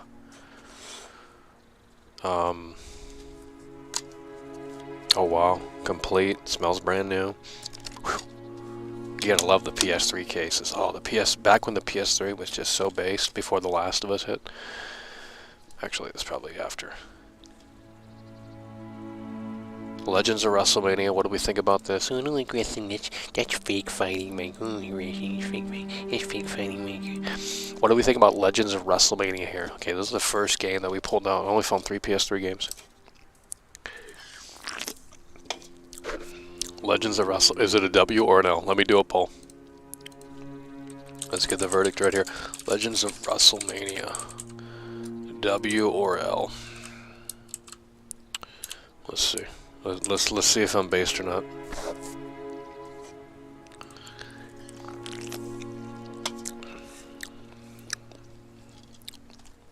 I bought this day one for $60. Legends of WrestleMania. It's the first. I only got 3 PS3 games I could find. Let's see. L. What the fuck? They're saying L? I'm done. I'm ending the poll.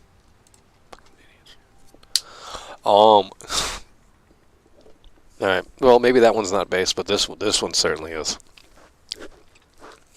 Dude, if you want to see... you think I'm bad at video games? You need to see me play this game. This is the hardest game I've ever played in my life. I'm not kidding, bro. Okay? What I'm about to show you is the hardest video game that I've ever played. Okay, it really challenges your thinking. It challenges your problem-solving abilities. Okay, and it is incredibly tough. Okay, I don't care what anyone says. We didn't get too far in this game. Okay, but I think this is based. Okay, Saw, the video game on PS3. Let's do a poll. Saw, the video game on PS3. This is the hardest game I've ever played. The puzzles in this game are fucking insane. Okay, Saw, the video game on PS3. Dude, don't lie. I'm based. When I bought this for 60 fucking bucks day one. It is incredibly challenging, bro. I'm not gonna lie. Saw, the video game #1. They made a sequel. It's not as good, but yeah. This is whoa.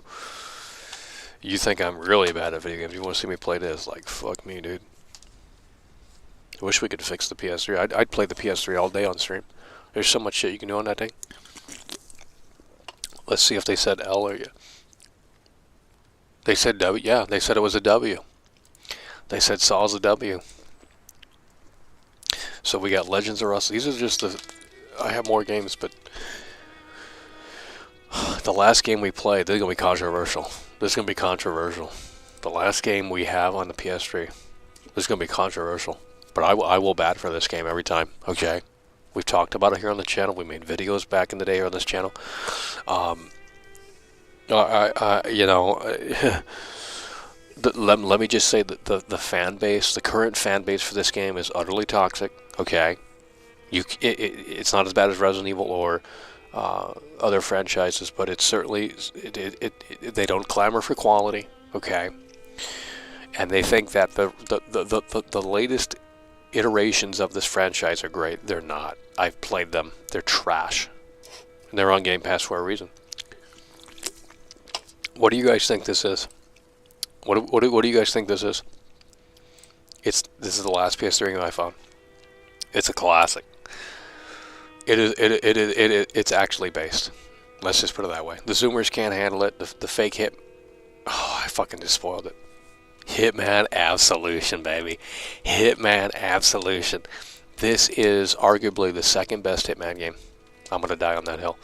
Arguably the second best Hitman game. Okay, Blood Money's first. I know there's gonna be these Hitman purists like, oh yeah, you're Silent Assassin's the best one. You're just a dumbass casual Hitman fan, sweetheart. This is the second best Hitman game. Okay. This is the second best Hitman game. Blood Money's first. This is the second. I don't know what the third is. But those new Hitman games are trash. Total garbage. Now the Freelancer mode, I haven't played that. They did send me a code. But I don't have Hitman 3, so... not sure how that's going to work out. But this is a... this is such a unique gem because they try to take the formula and do something different with it, and anytime you do that, you get these conservatives chomping at the bit. It's like, oh, this is not Hitman, this is linear trash. It's turning into The Last of Us storytelling. The animations in this game are better than the latest Hitman. The graphics are better in this game than the latest Hitman. There was more. This is, I think, the biggest produced Hitman game. Okay, because they came off of Hitman Blood Money, I believe, or some shit like that, and they had a bigger budget. Pretty sure that's how it went. And this is the best Hitman game right here. Holy shit! They're advertising Tomb Raider. Oh, that was not my cup of tea. It's got the shrink wrap on it still. There's no way. Look at this artifact. It's got the shrink wrap on this. Let's switch over. It's got the shrink wrap on this.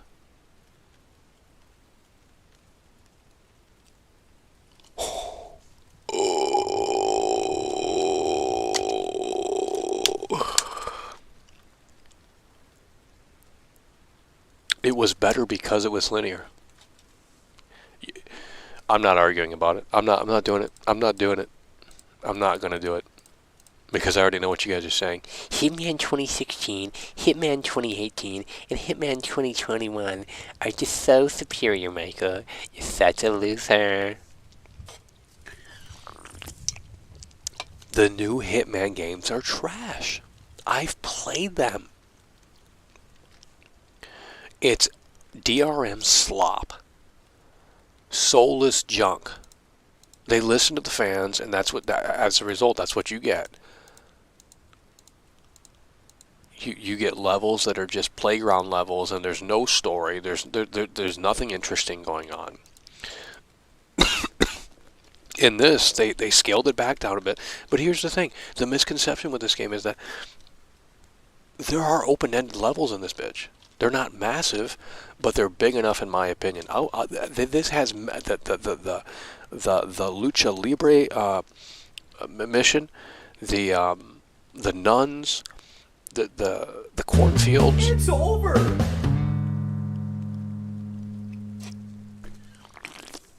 Gary from the Vault donated $10 through Super Chat. Hogwarts the GOAT.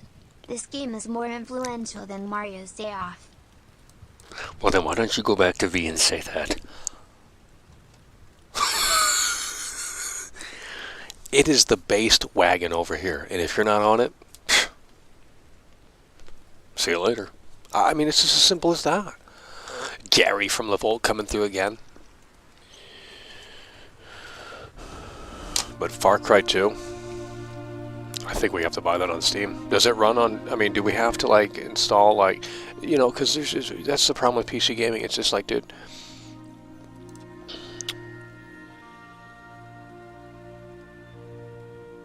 Far Cry 2 on Steam. What is that fucking Barney the Dinosaur music? Jesus, turn that shit out.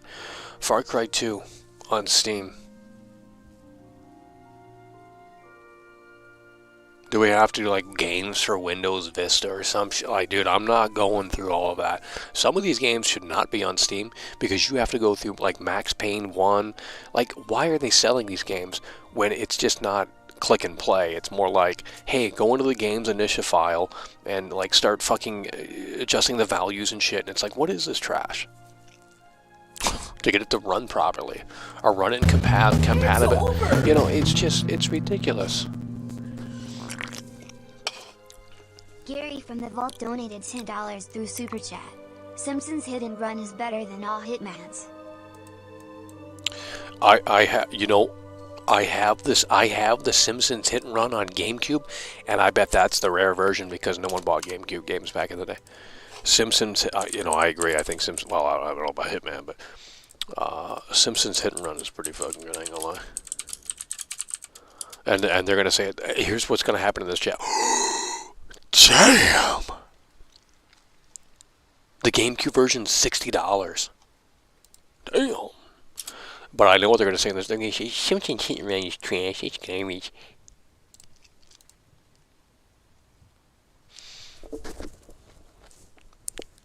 Hello? Why did the game audio stop? Hello? What the fuck? Why was it playing music?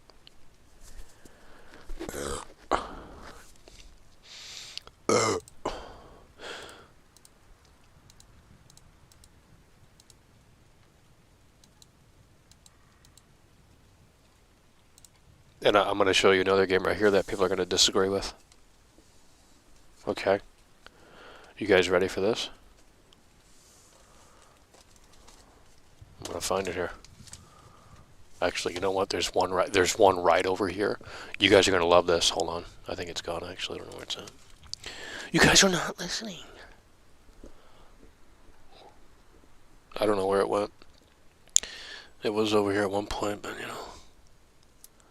Sad. Well, I can show you this. Guys, I only like quality software, okay?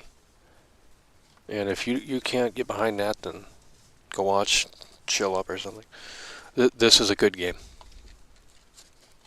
South Park N64. This is a good game right here. Okay, we're not gonna disagree. This is a good game. You can play as all of your favorite characters. This has soul. I don't care if it's not up to par with what you think a South Park game should be. This has soul. Oh, but Michael, that's just nostalgia creeping in. It's actually objectively so bad. No. This is objectively a good game.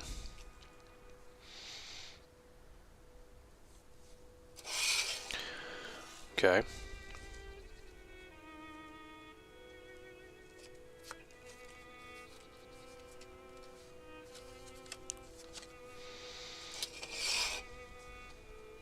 Guys, I only like quality software. Okay? You guys are not listening. No one wants to play this Harry Potter shit, dude. This shit is the bottom of the damn barrel. And you got people shilling it in here like, oh, you're so fucking wrong, Michael. Nice bait, nice bait. Fuck's that even mean, dude? Bait, by the way. Okay, dude. Like, is that your security blanket? You're just gonna, is that literally... It's the security blanket. They're gonna throw the security blanket. They're gonna be like, that's bait, Mark. That's bait. Fuck's bait mean? Forge a Grizzly coming through for 26 months. Holy shit. What is a quality game to you? Sweetheart, we have just been showing you. What are you talking about? Oh, let me look this one up here. Guys, I'm just thinking of great games, okay? And none of you guys have played these games, I guarantee it. Hold on. Let me see the, oh yeah, it's got great scores. I'll recommend it then. Have you guys played this game right here?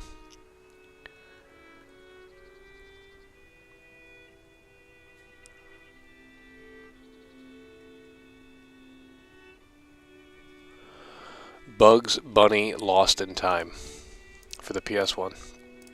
Bugs Bunny Lost in Time for the PS1.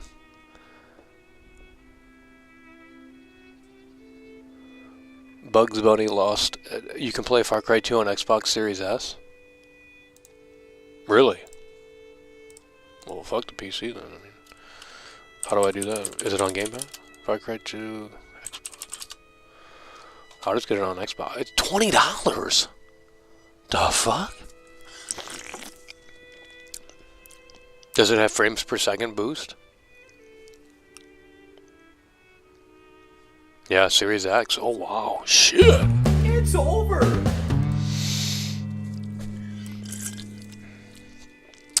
Silence Shield donated £4.49 through Super Chat. What about the Resident Evil 4 remake? Can't wait to see you cover it.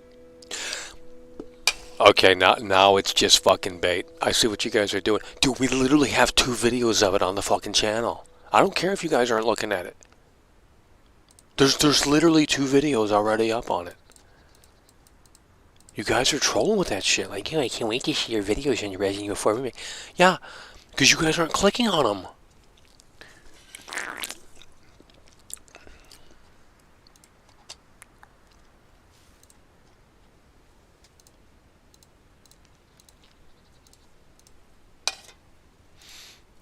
I'm going to highlight this comment right here. Let me go to the comment right here. This guy is so fucking based, it's not even funny. I don't even know what that word means, but I think I know what it means. But here's the thing.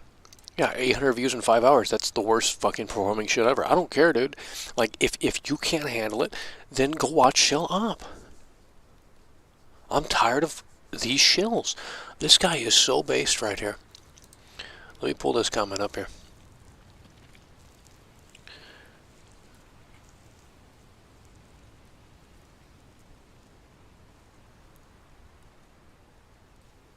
I don't know where it's at. Okay. This guy says right here, they haven't made a good Resident Evil game in literally over 20 years. They butchered RE2 and RE3 Remake. 7 was boring. Walking Simulator and Village was just boring. This is based. They haven't made a great Resident Evil game in over 20 years. I agree. I agree.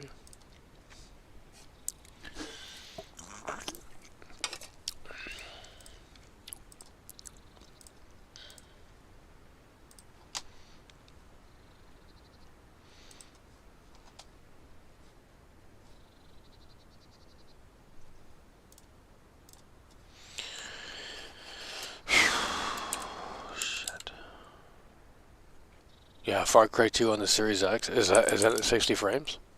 Because that'll be perfect. Far Cry 2 Series X.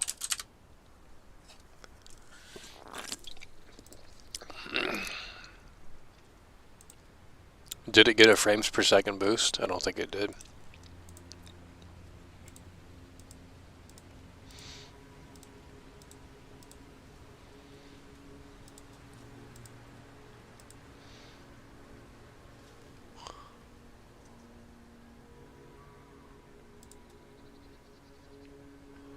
I don't think it did.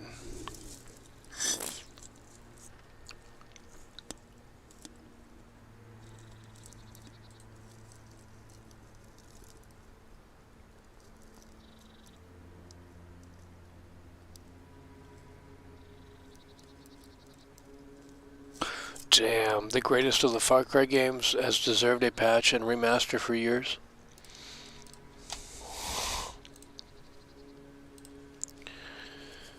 I don't know, guys. Couldn't tell you. Couldn't tell you.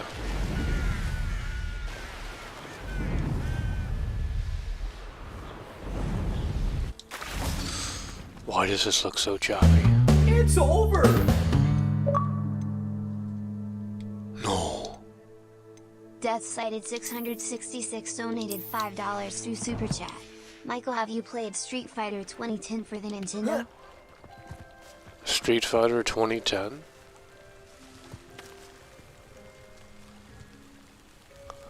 Hell no. Street Fighter 2010? Bro, you trolling. Street Fighter.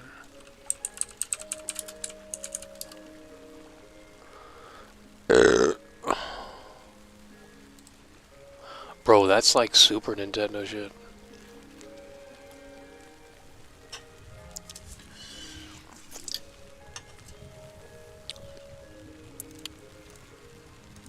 That's too old for me. That's like 1 pixel graphics.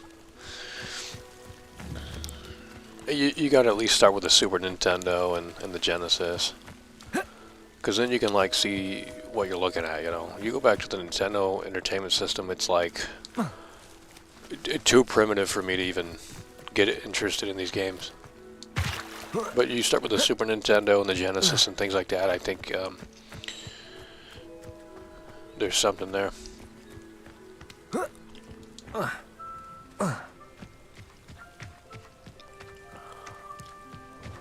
This game is just... Accio. Revelio.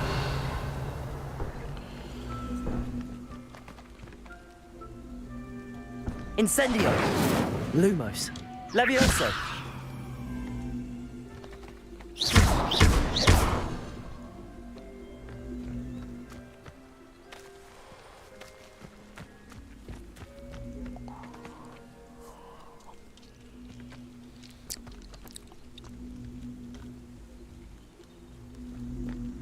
Get Lumos. down! Accio.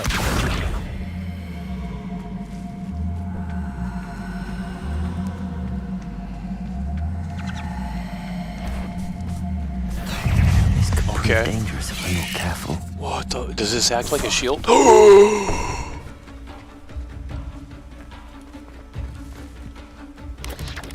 Protego.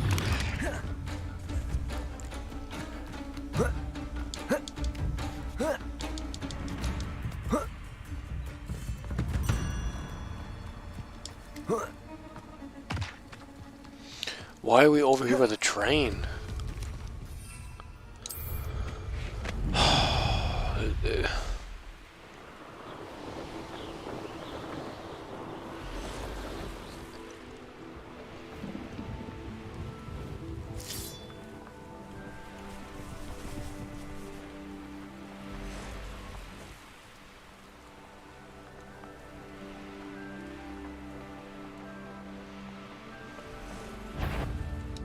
Lumos.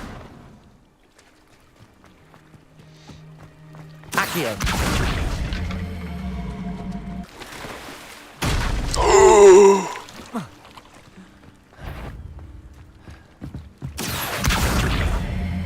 Can we up and down it?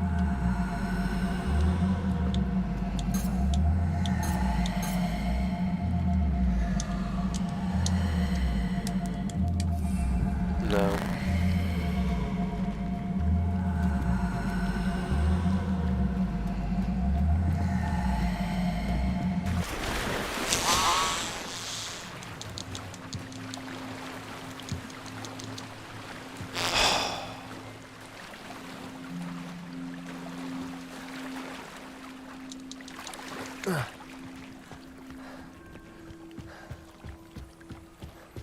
Accio.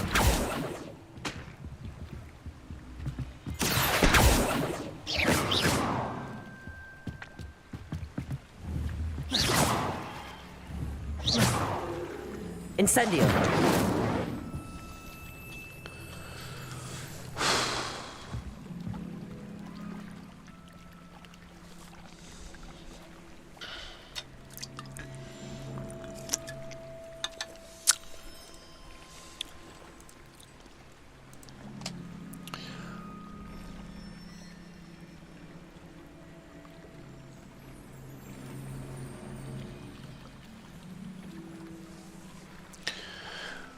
PSVR 2. Oh. Dude. Sony is not even pushing that at all. Well, why would they want to? Why would they need to when they got Young? Yeah, he said he's reviewing it, and a bunch of Skill Up's gonna have a review probably. I mean, why would they need to? They don't need a marketing campaign. They got those people to shield it for him. It's not even backwards compatible, dude. So you're not going to be able to play Resident Evil 7 on it. Like, why would you want that? It's not backwards compatible. Like, that is the worst. February 22nd, $600. Okay.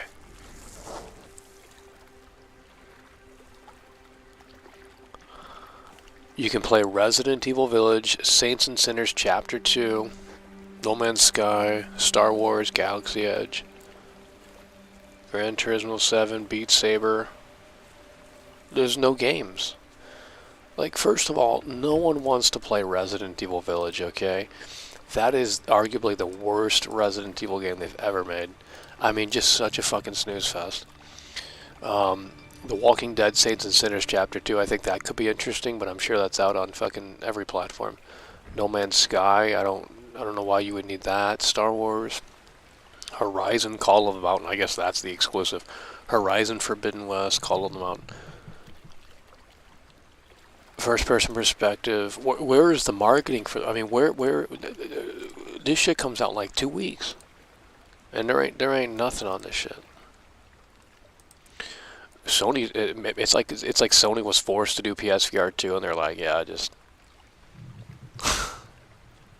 like they don't seem too enthused about virtual reality.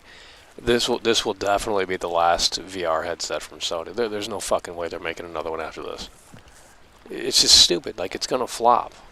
No one is going out and spending $600 on a fucking stupid VR headset. That's dumb. Like, unless you're like a nerd or no one. It's literally stupid. That's why Xbox never did it. Why would they? Software drives hardware. I don't understand why they don't think that's the case. Like, no one's going to go out and randomly buy a fucking headset that's more than the damn console. That makes no sense. You have to have the compelling software. They might have Gran Turismo and Horizon, but, like, dude, no one outside of, like, the hardcore fucking fanboys, the YouTube QVC shills. No, are we floating? No one is going to, wanna play those those are not that's not hardware, that's not, no.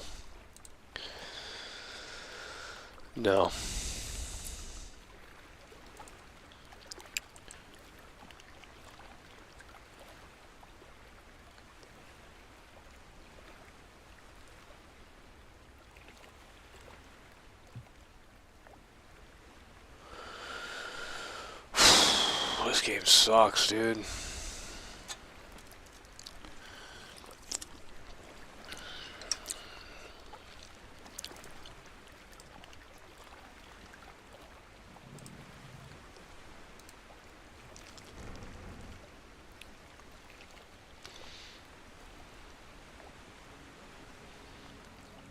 Like, why are they doing VR 2?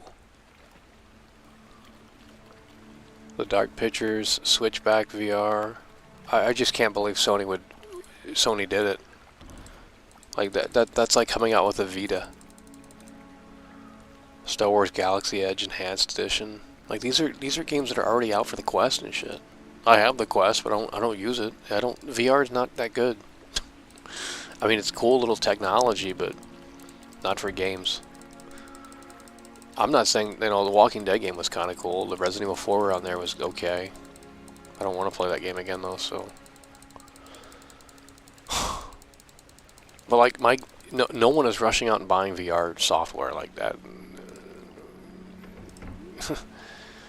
So I guess the pricing makes actual sense, because it's already in this niche bubble, so it's catering to those 5 people that are going to go out and buy it.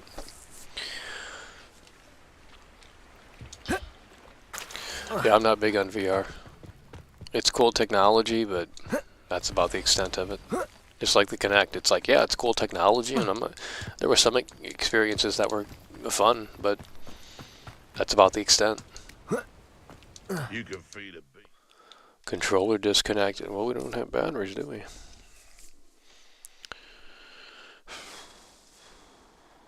Hello? Hello?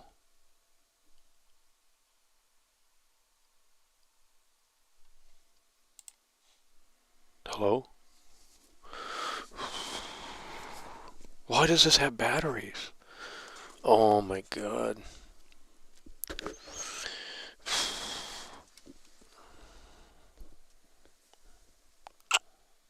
Let me find a wire. You gotta plug it in. USB to USB-C. USB to USB-C. Huh. Should have plenty of those around. USB to USB-C. Oh man. What's this one right here? I think we found it. Oh yeah. Wow. That was easy. USB to USB-C. Imagine. Imagine.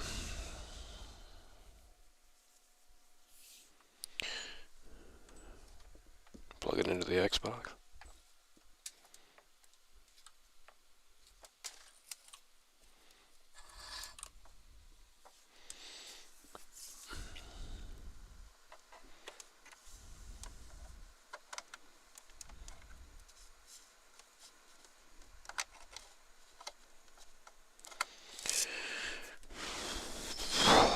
You, if you get my meaning. I heard him. Incendio. Your little sod. Wait, can we drag him? I know all about you. Admirable trick. Accio. Fuck. Avoiding our problem. Incendio. Who's talking that? Levioso. Someone! Protego.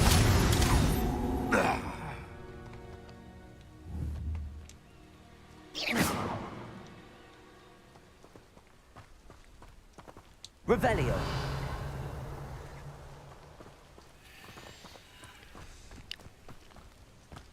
Accio.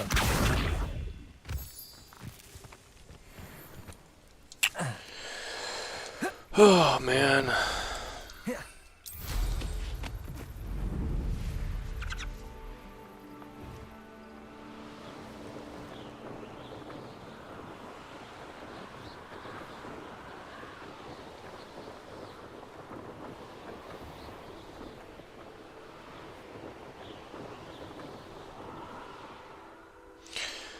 I don't know, guys. I think we're gonna wind this one down here.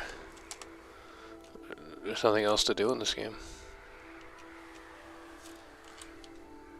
In terms of free roam. We can do the mission shit, but...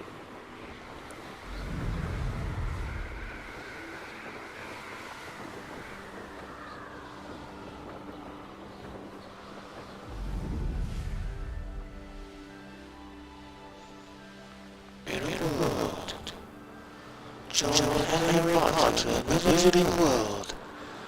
In Hogwarts Legacy. Dun-dun-dun, dun-dun-dun, dun-dun-dun. They could have easily just...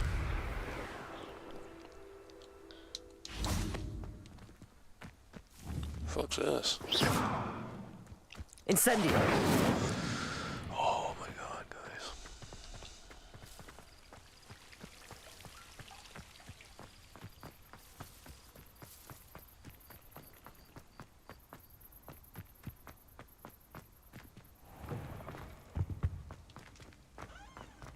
Dude, why is this so empty and quiet?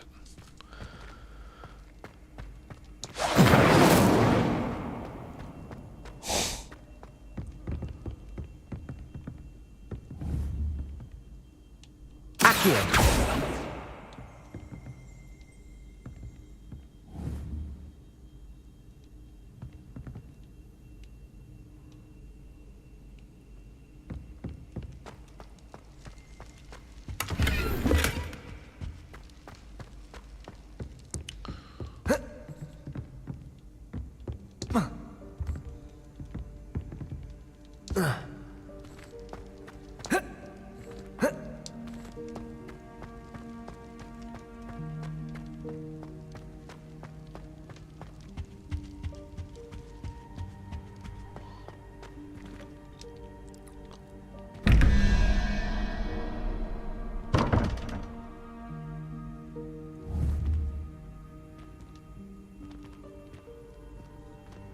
Revelio.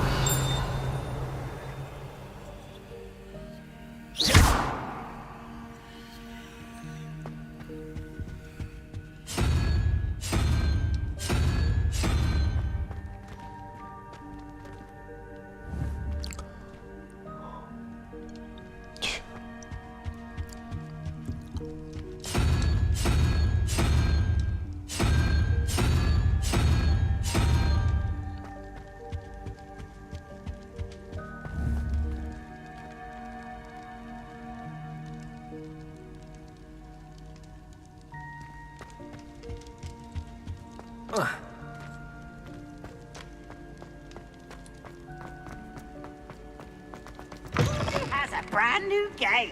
Just beware the open flame. Incendio. Accio.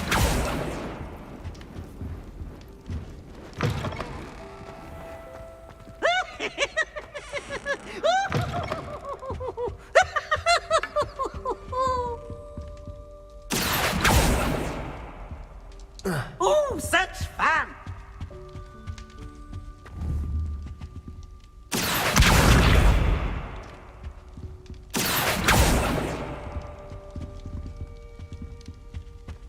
Accio.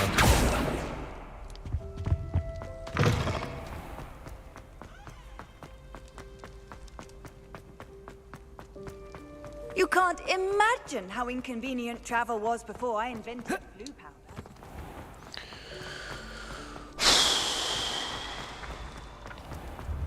When mentor and student collide.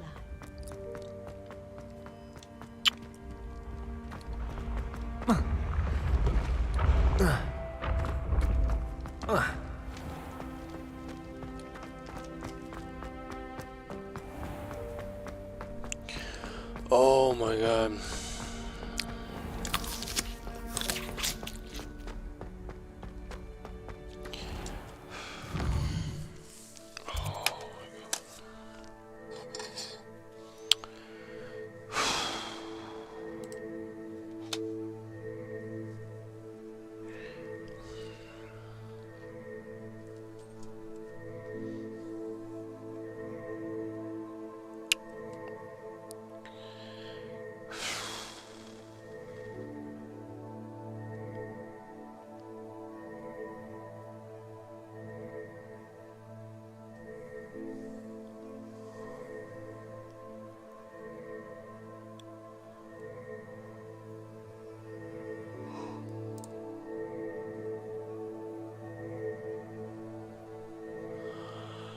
Oh man, well,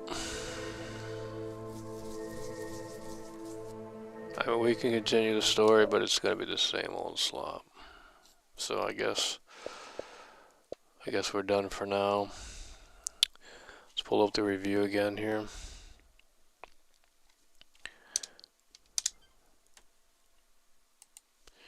Let's pull up the review. 4 out of 10. 4 out of 10 for Hogwarts Legacy.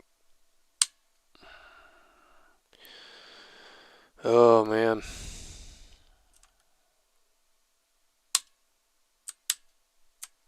There you go. 4 out of 10. Oh my god. 4 out of 10.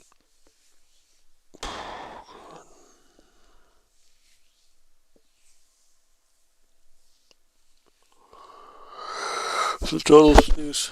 It's a total snooze fest.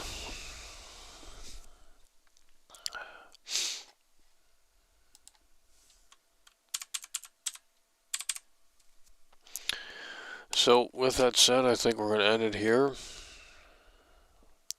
And if we come back to it, we'll just have to do strictly missions, because if there's no point to roam the world. I mean, it's just, there's nothing to see. It's another one of those linear. It's like Cyberpunk. You roam around, there's nothing to see. Stick with the missions, you'll have a good time. It's actually very like Cyberpunk. It's like, oh yeah, you can explore the open world and look at it, but that's about it. Nothing to really see or do. Lifeless NPCs. You know, it's the same old slop. So If we come back to it later tonight, we'll just do the missions, but I don't know, man. I'm about to get Far Cry 2 and Series X or something. Oh.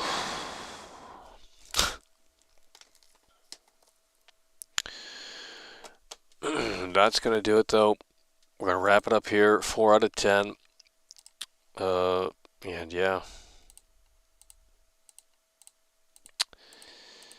Appreciate you guys for tuning in, tagging along, support the show, and we will see you later. It's over. Hey there, mister.